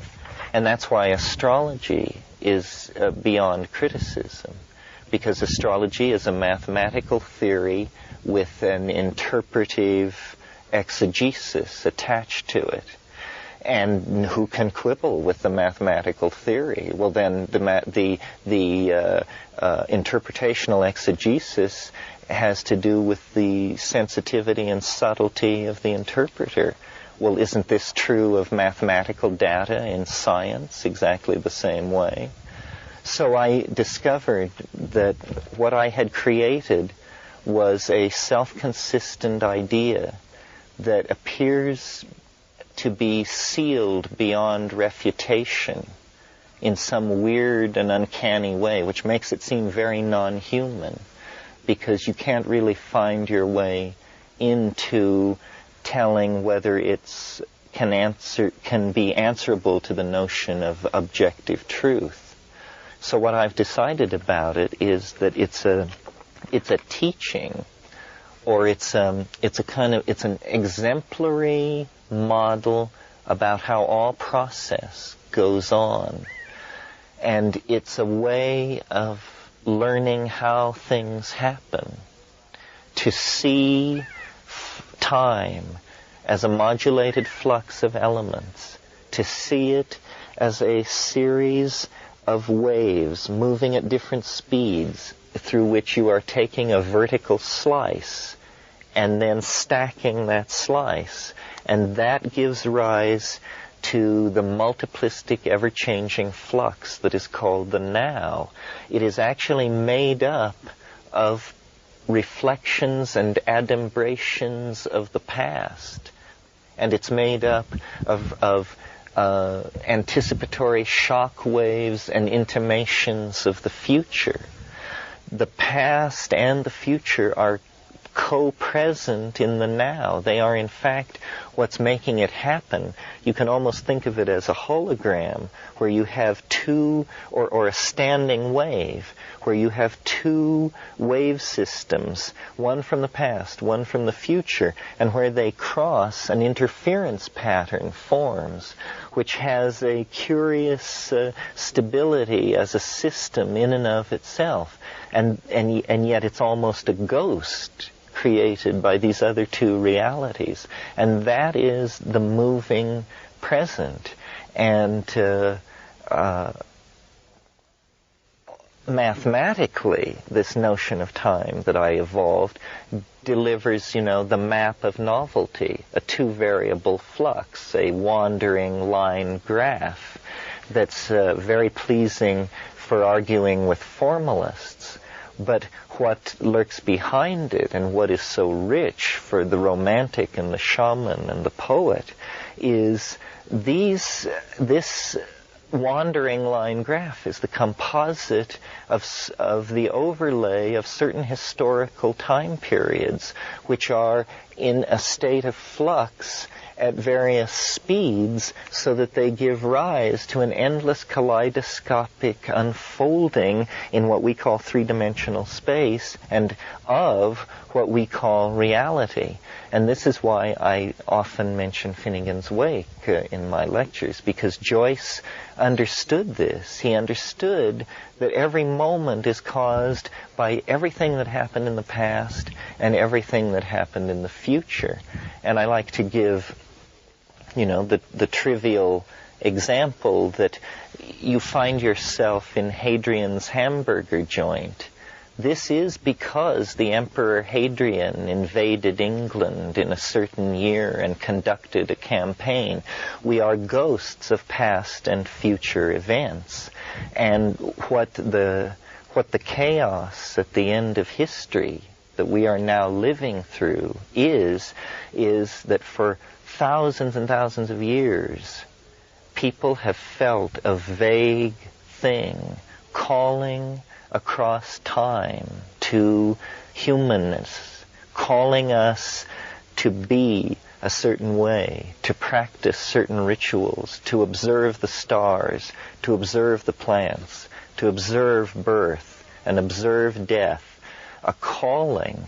And that thing, which some people have called God, whatever it is throwing a gigantic shadow over human history now, because now the creode of development that leads to our merging with this thing, the walls are very steep, the water is moving very swiftly, and it's almost as though the future event is throwing off great sparks that are themselves faceted, contradictory epitomizations of this mystery.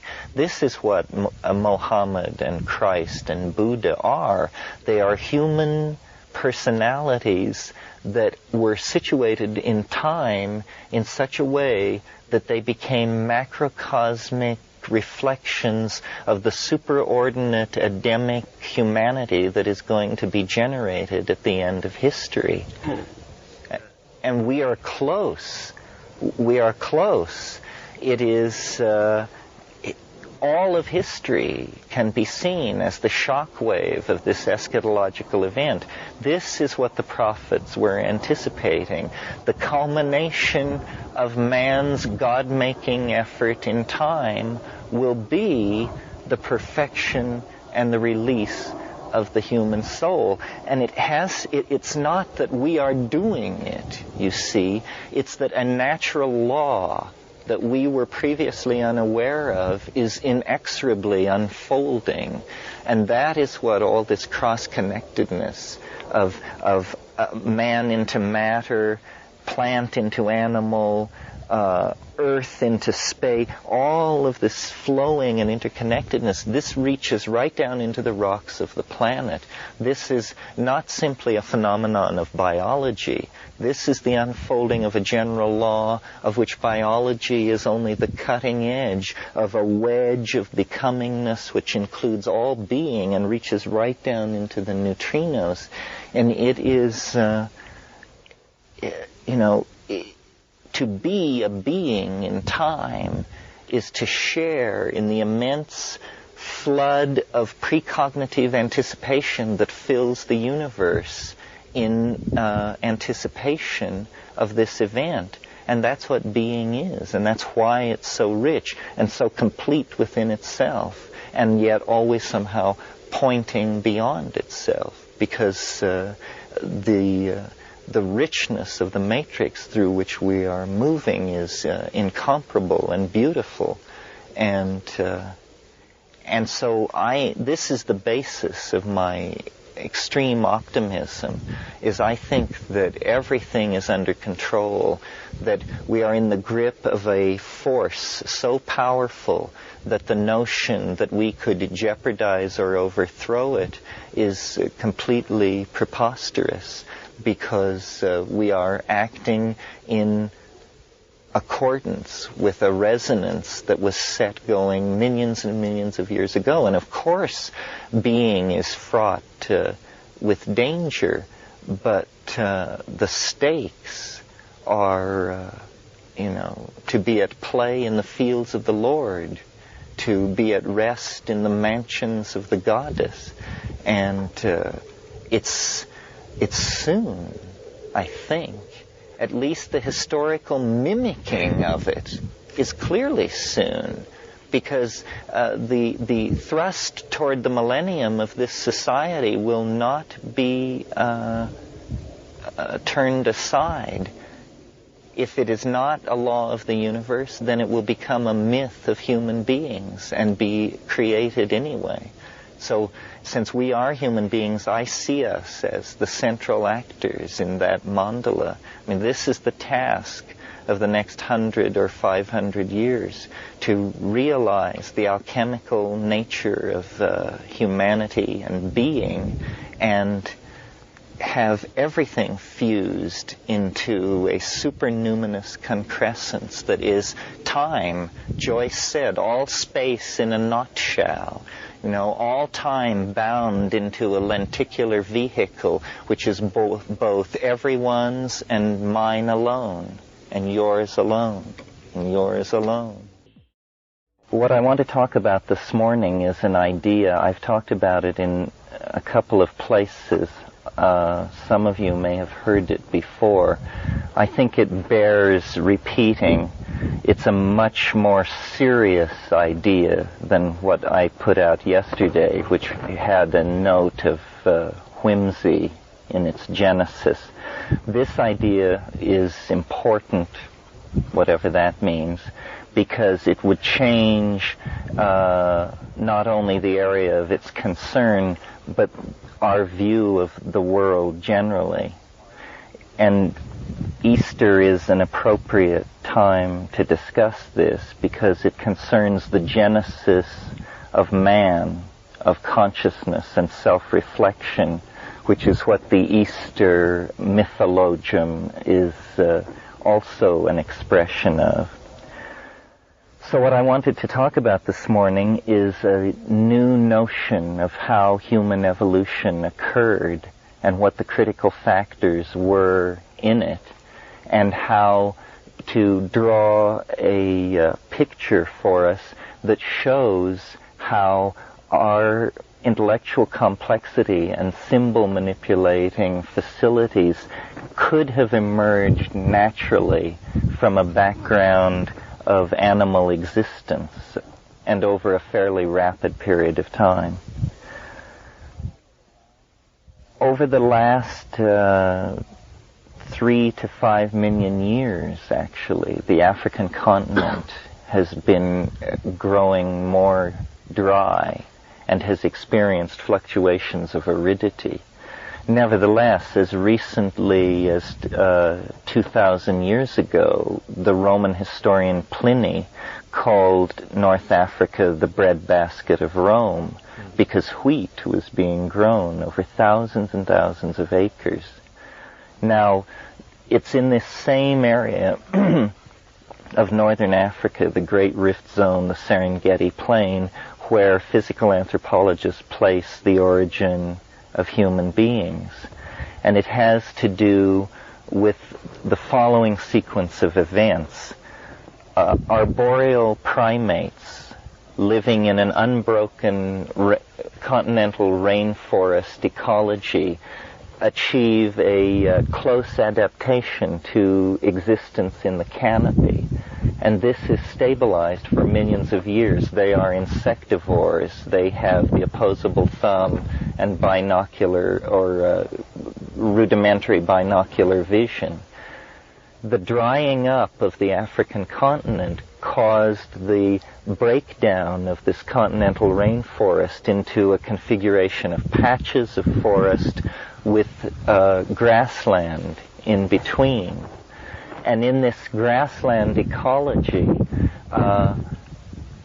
herds of mammals evolved, proto-cattle, proto-bison, exotic mammals like giraffes and gazelles of all types.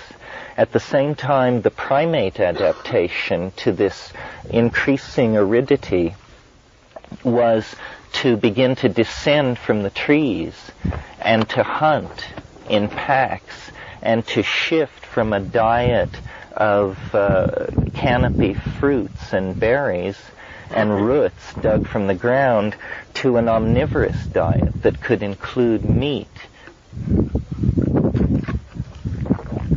So in this situation, these tribal monkeys developed a complicated repertoire of signals to aid in pack hunting in exactly the same way that wolves are known to do.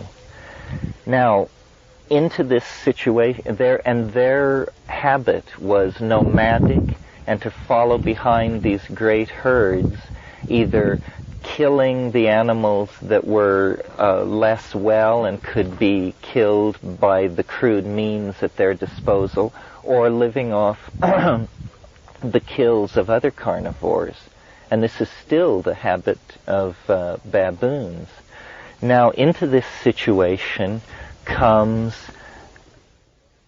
a mushroom which grows in the manure of the ungulate animals that have evolved on this plain. And in this protein-intensive environment where there is pressure on the availability of protein, these foraging primates are testing every object in the environment for its food value.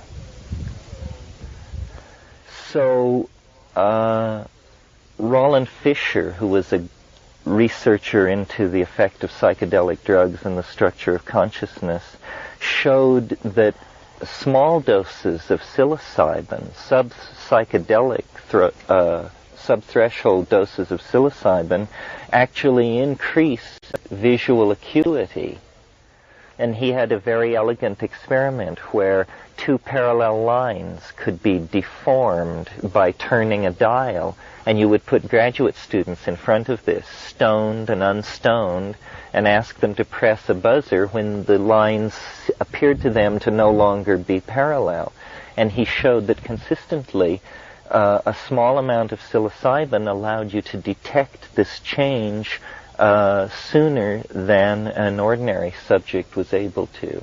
And he said to me, he said, you see, this proves that in some cases drugs give you a clearer picture of reality than their absence.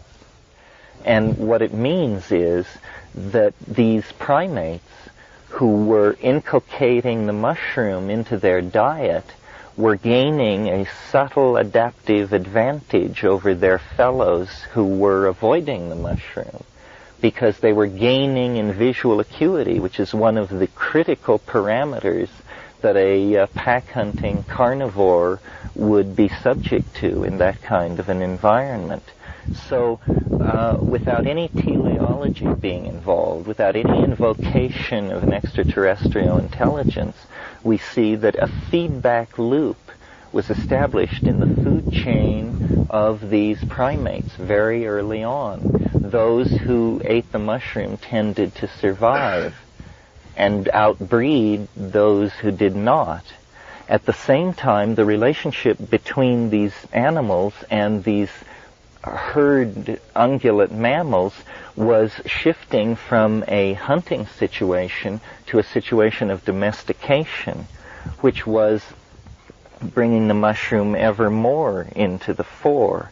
And if you look back at the archaeological evidence in North Africa, especially the paintings, the late Neolithic paintings on the Tassili Plateau in southern Algeria, you see there magnificently portrayed herds of cattle and beautifully painted, more sensitively portrayed cattle than you find at Altamira and Lascaux. And you see also shamans dancing with mushrooms sprouting out of their body and with mushrooms clutched in their hands, groups of them running, holding them on high with geometric matrices of connected dots all around them. And now, of course, in that area, it's very similar to this.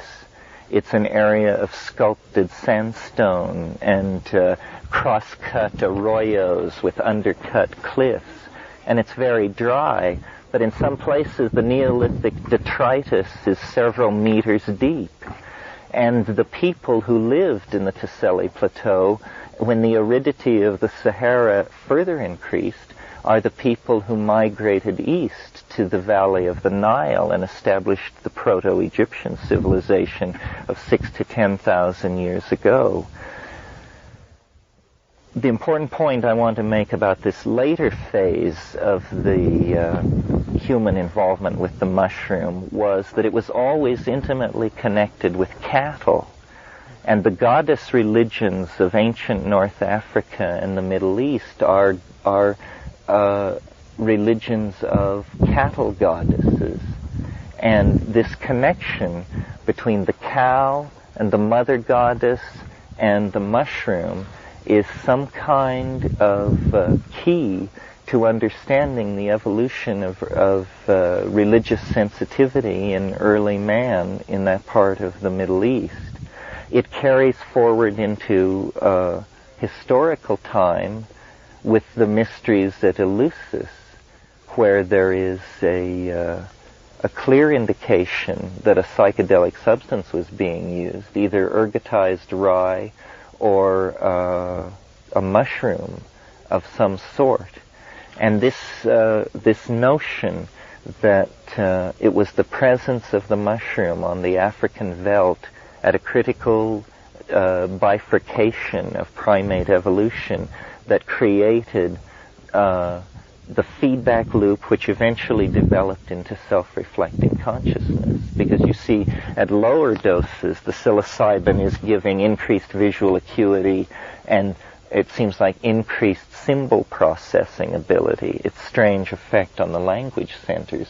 But of course, inevitably, they would have also discovered its higher dose effects, which would be to convey them into an inner tremendum that became then the cultural guiding image. In other words, it was perceived as a god, as a goddess, as the goddess, and became then the arrow for cultural dynamics and evolution. And the reason I think this is important is because the spin-off implications of the acceptance of an idea like this would bring us into much greater harmony with our environment.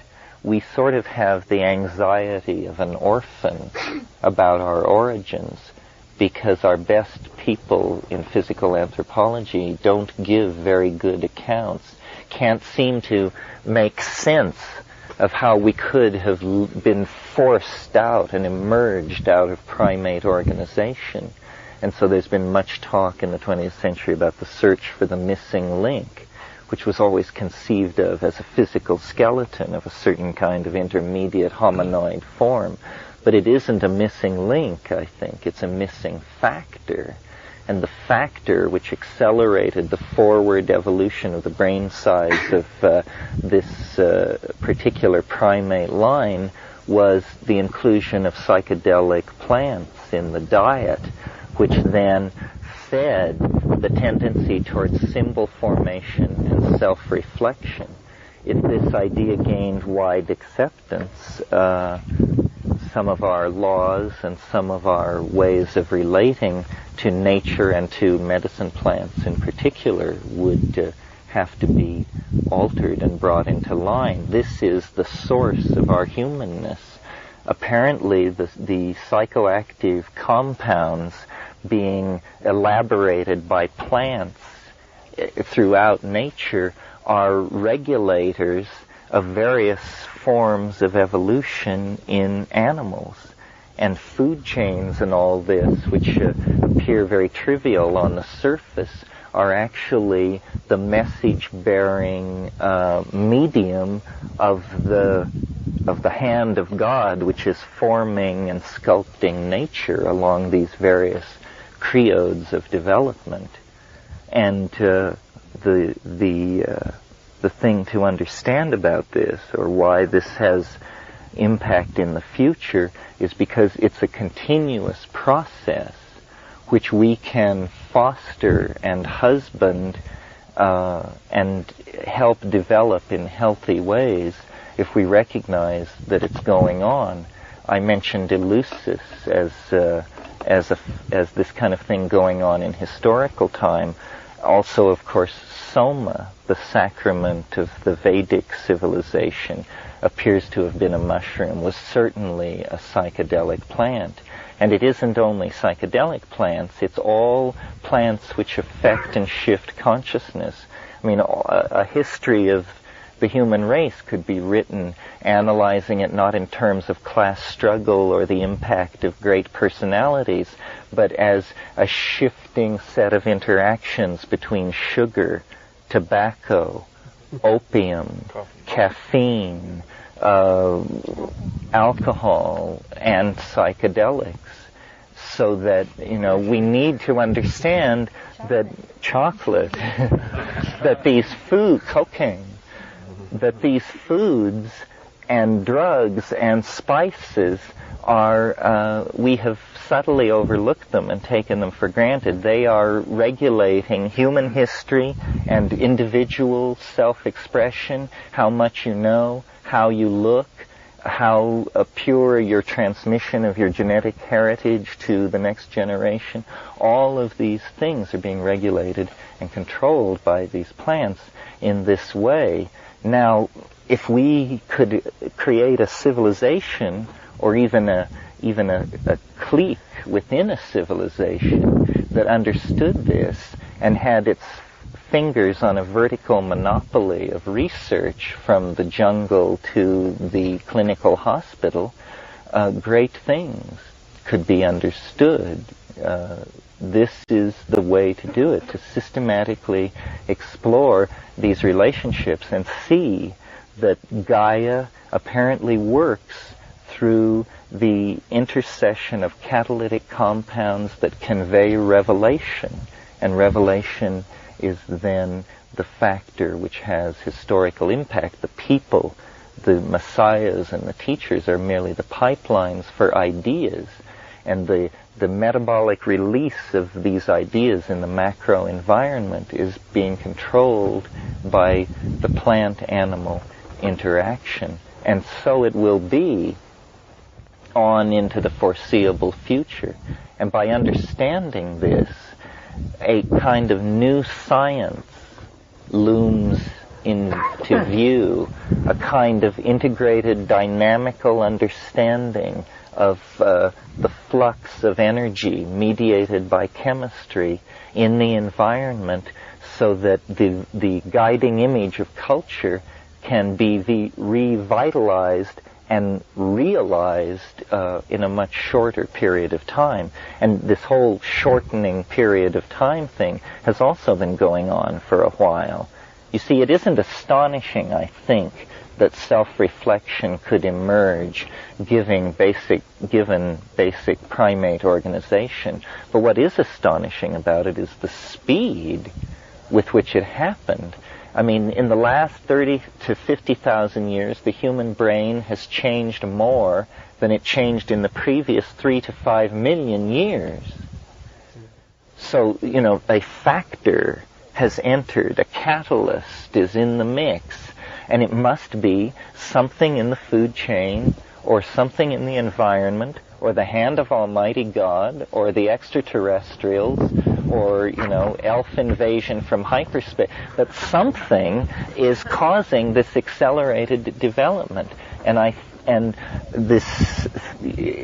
What I've said this morning could be criticized as being reductionist. I've tried to give a very sober account of it. I haven't said why the mushroom appeared in the manure, or discussed whether it has awareness or a stake in the catalyzing of this primate evolution. I just introduce it as a chemical factor, and that's how it would be written if it were presented to a straight audience. The fact of the matter is that it raises all kinds of questions. I mean, why is this process being catalyzed in the primates? Is it just by happenstance? Where has the mushroom been? What is its relationship to the evolution of other forms of life on this planet? Did it drift in from the stars? If so, long ago or recently? And with intent or by chance? And, just a host of questions. But the thing that puts us in such an existential situation, individually and culturally, is this puzzlement over our origins. We are not, strictly speaking, religious in the 19th century way, so that we cannot really, I think, accept that, God sculpted us from clay and set us down here on a world He created. And yet, if you were to look for the thumbprint of God on this planet, you would certainly have to focus in on the human beings and their activities as a special case of natural phenomena, perhaps so special a case that it had to be accorded a separate ontological status. We are different, and why and for what? I think that probably we are the agent of change that Gaia has unleashed upon herself, that the planet itself is aware of the finiteness of planetary existence. And it's sort of like the story of the ant and the grasshopper. You can have a planetary consciousness which says, well, I look forward to 3 to 5 billion years of sentient existence, and then I'm willing to be extinguished with the death of my star. Or you can have a planet with an ant-like mentality that says, I can sense winter coming 3 to 5 billion years down the line, and I'm going to organize some wild strategy to break through the tyranny of the energy cycle of one star, and I am going to organize biological existence so that energy can be brought, greater and greater amounts of energy can be brought under control, so that eventually a kind of liberation can occur where life can burst out of the planetary cradle and disperse itself through the universe. And there are apparently several strategies for this. One is evolve intelligence and build starships. Another is, become a mushroom and produce 3 to 5 million spores per minute during sporulation that are particles small enough to percolate by Brownian movement away from the atmosphere of a given planet, and by sheer numbers and the slow gradient of drift by light pressure and that sort of thing, emanate through the universe and establish yourself in any planetary regime that is suitable. The obvious next great revelation in biology, and it's strange that we can state it, because once it's stated by Carl Sagan, it will be headlines everywhere. But it's obvious that space is no barrier to life. It's a barrier in the same way that the Pacific Ocean, it was a barrier to life's colonization of the Hawaiian Islands. But that's all. It's just a tight filter. But spores and starships and shamans probably get through to other closed topologies in orbit around other stars. There must be a dimension somewhere where all surfaces in the universe are contiguous. And if you could move into that dimension, you could just walk to Zeta Reticuli.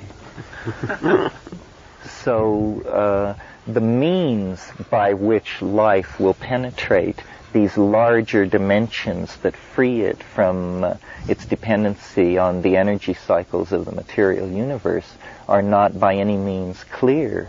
I mean, it may be that it's about organizing the mind and building an inner vehicle that moves off into the imagination. The imagination may be, in fact, a three-dimensional slice of a higher dimensional universe that is holding all of this in being and causing it to happen. The imagination, it's hard to account for it in evolutionary terms if it is not somehow mapping a field of data that is important for development. So that's that notion, the notion of the importance of psychedelics in the formation of this species and the continuing formation of the cultural design. I think what the psychedelics do is they decondition from cultural programming and allow models to be replaced at a much greater rate of speed, so that the culture that uses psychedelics can trim itself to every historical current. And this is really the challenge of the future.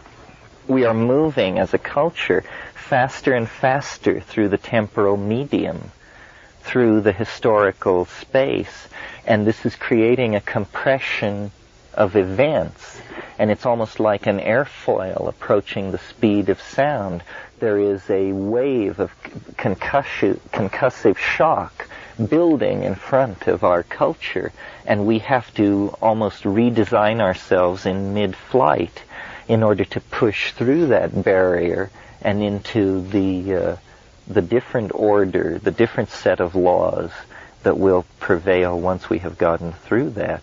But this whole sense of everything accelerating and of all historical input being intensified and all previous times being somehow co-present, This is the phenomenon of the winding down of a universe, or the building up of an eschatological shock wave in front of a vehicle that is trying to transit out of history and into some kind of millenarian space that is not subject to the anxiety that history involves.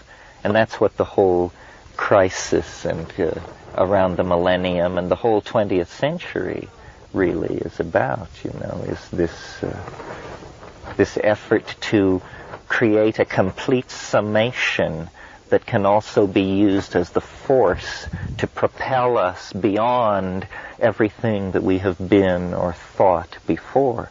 Because there's obviously no other escape from the culture crisis. It is, that kind of situation is called a forward escape. It means the only thing you can do is move forward into the crisis at ever greater speed, because the only solution is to pass through it and move beyond it.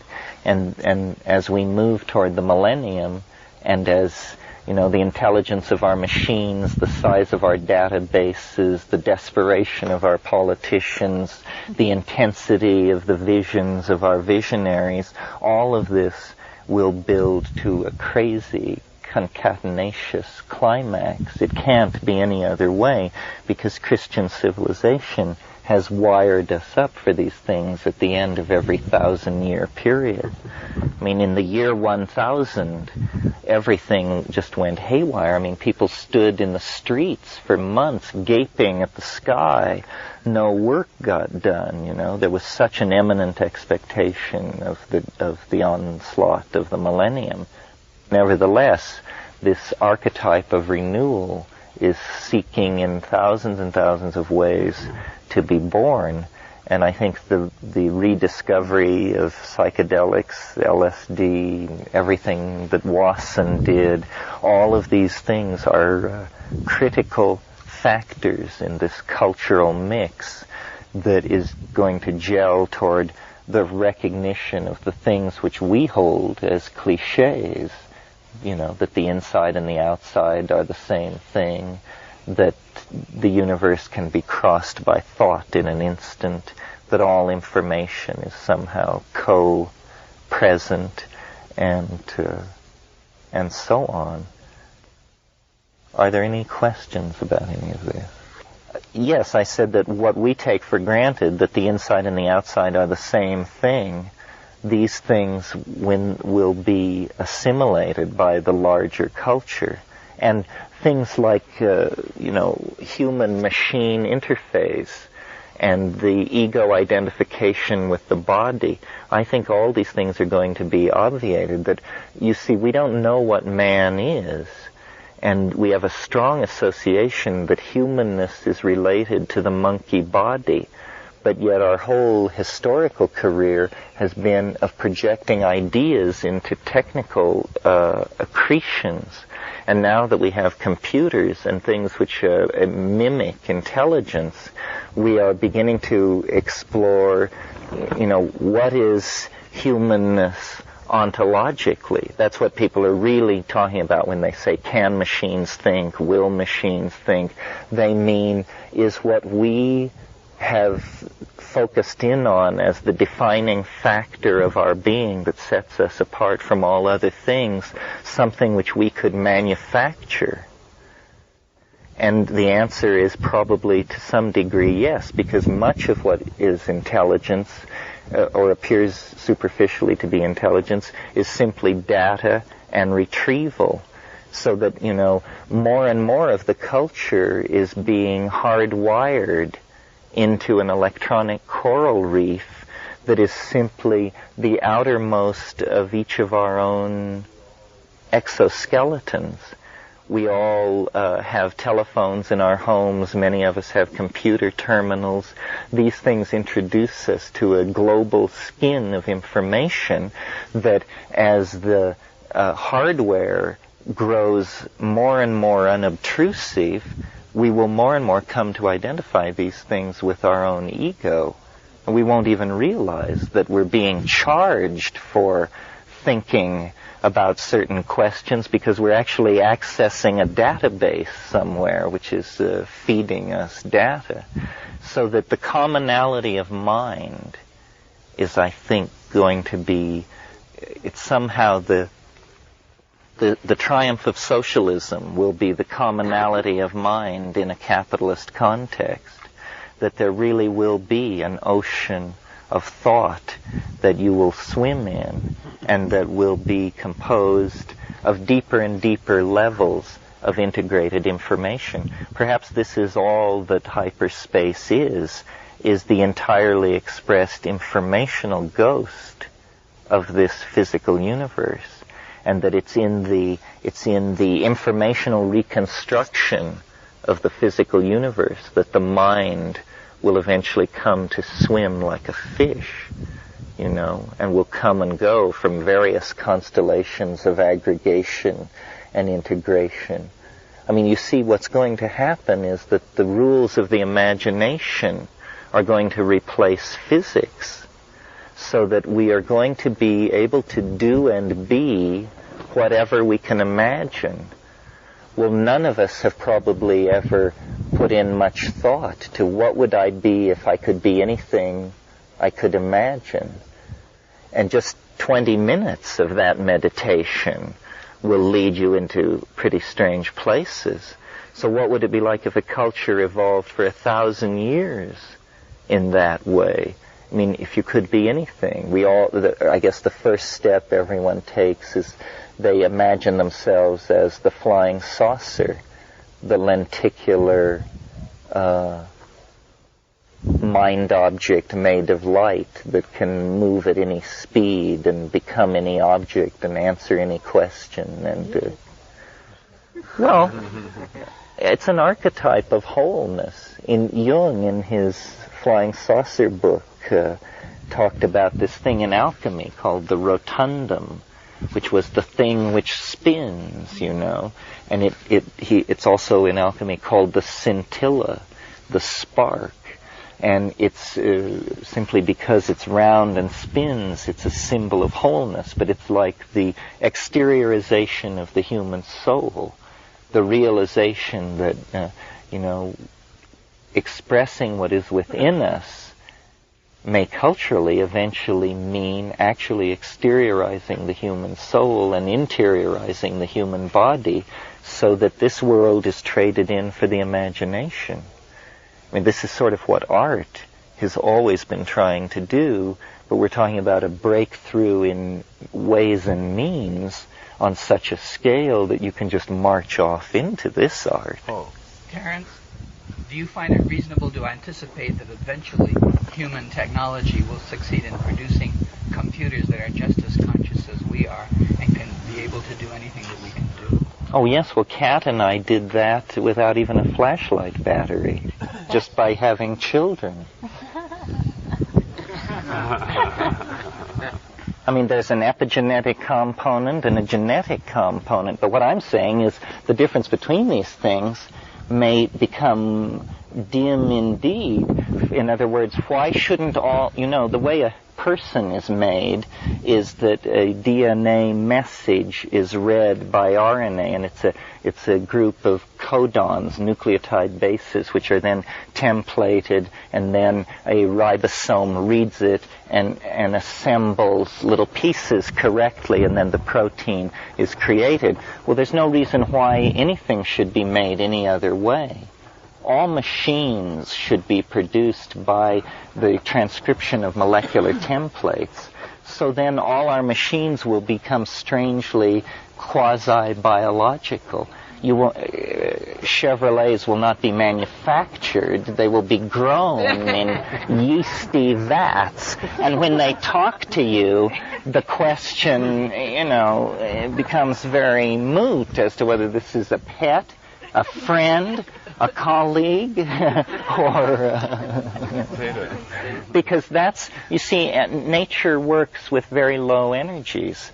DNA can make anything, and there's no smelting, no huge release of toxic byproducts, and the amazing thing about these proteins is that the ribosome stamps them out, and they come out in like a line, but they have forces, electrostatic and other kinds of forces scripted into them so that they fold in very, very complicated ways, and they always fold the same way. And their memory of how to fold, where this comes from, is one of the great mysteries of molecular biology. It's not at all understood.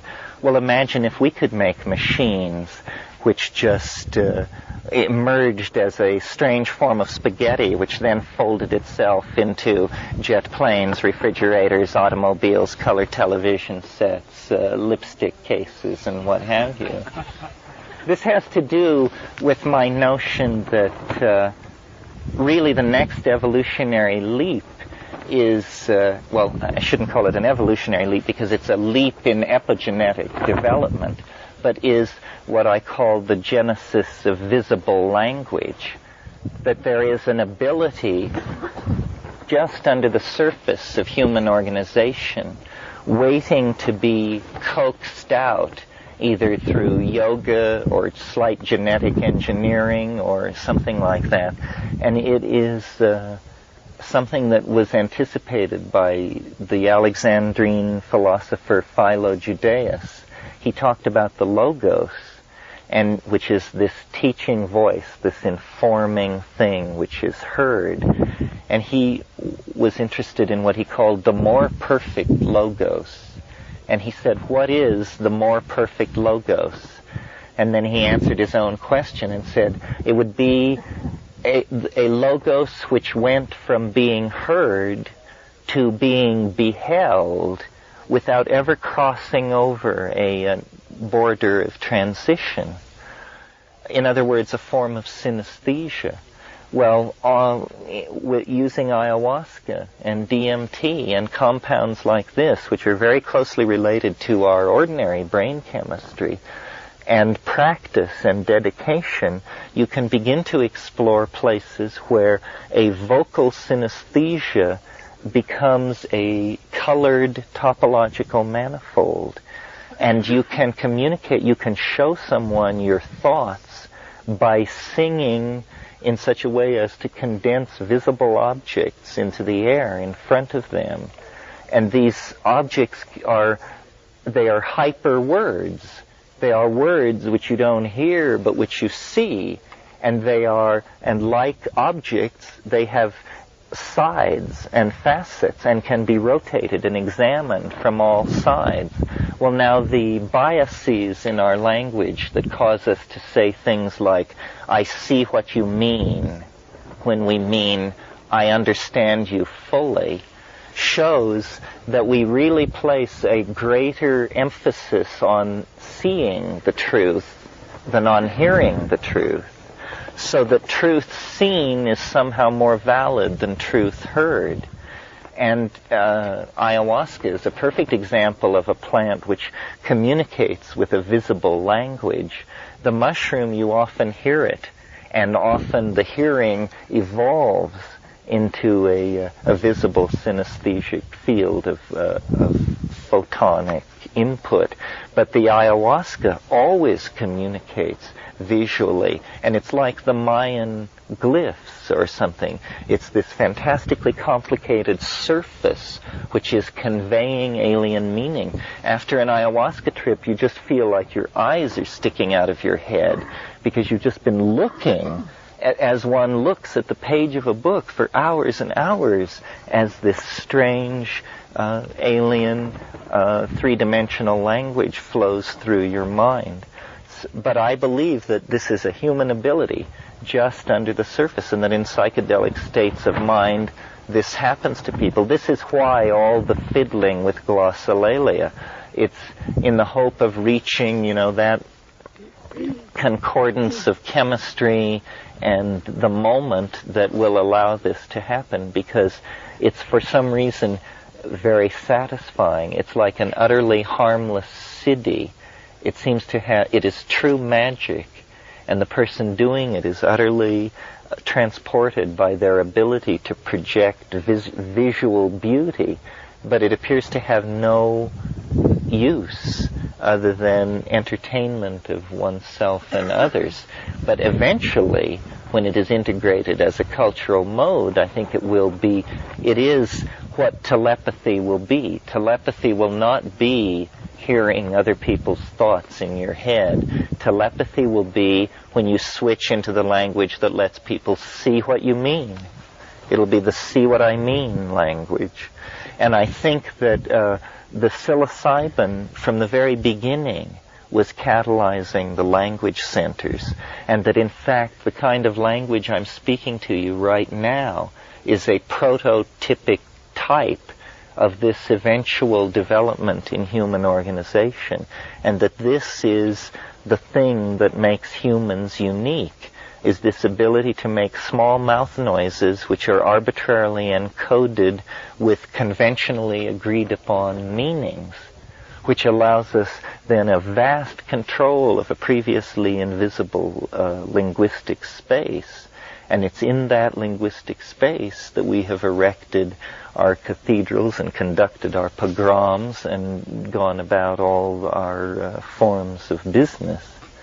And becoming aware of this, of language as a thing to journey into and language as a thing to avoid the pitfalls of.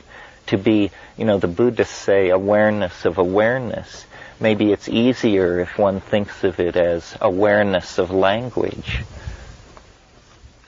I wanted to pursue this thing of the visual language, because they'll have their mouth open and there will literally be these beautiful things coming out of their mouth with flowers, and they interpret it as flowery speech, but perhaps they were in fact doing what you're talking about. Oh. Well, they don't interpret it as flowery speech, they call it that. But yes, I think that's what it must have been.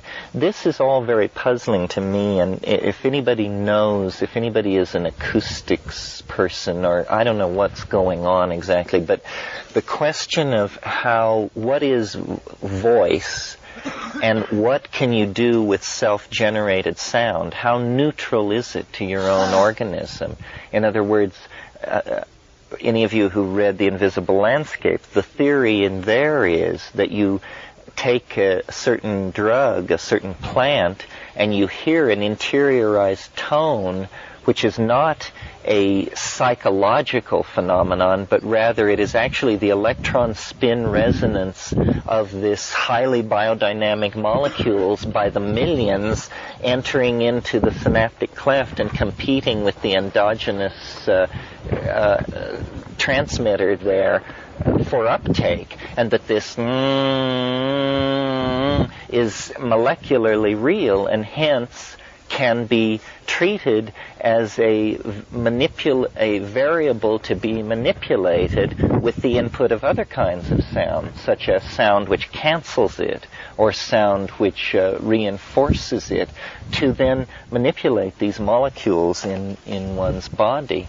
And this is really, I think, the frontier of shamanism worldwide, that everybody is trying to figure out how far you can go with sound and what you can do with it, and also how dangerous is this? How permanent can some of these brain changes be? And what is the mechanism? Is the electron spin resonance thing pretty close to it, or is that just a myth, and that an entirely different set of coupling mechanisms are making that happen? But all of the ayahuasca shaman are great hummers and great controllers of their voice, and they do operate on your body with light and sound, and there are sounds which can slice into your body, and it seems to me this is where experiential and experimental work with these things should concentrate, to try and understand just how much of humanness can we take control of? How bound in are we? What do these special abilities mean? And what traditions, if any, have anticipated them? Hey there, thanks for listening. Wizards of Word is a passion project of mine, and every like, comment, and subscribe really helps the channel out. If you enjoyed this video or get something from it, please consider smashing that like button or giving a subscribe. I'd really appreciate it. Thanks.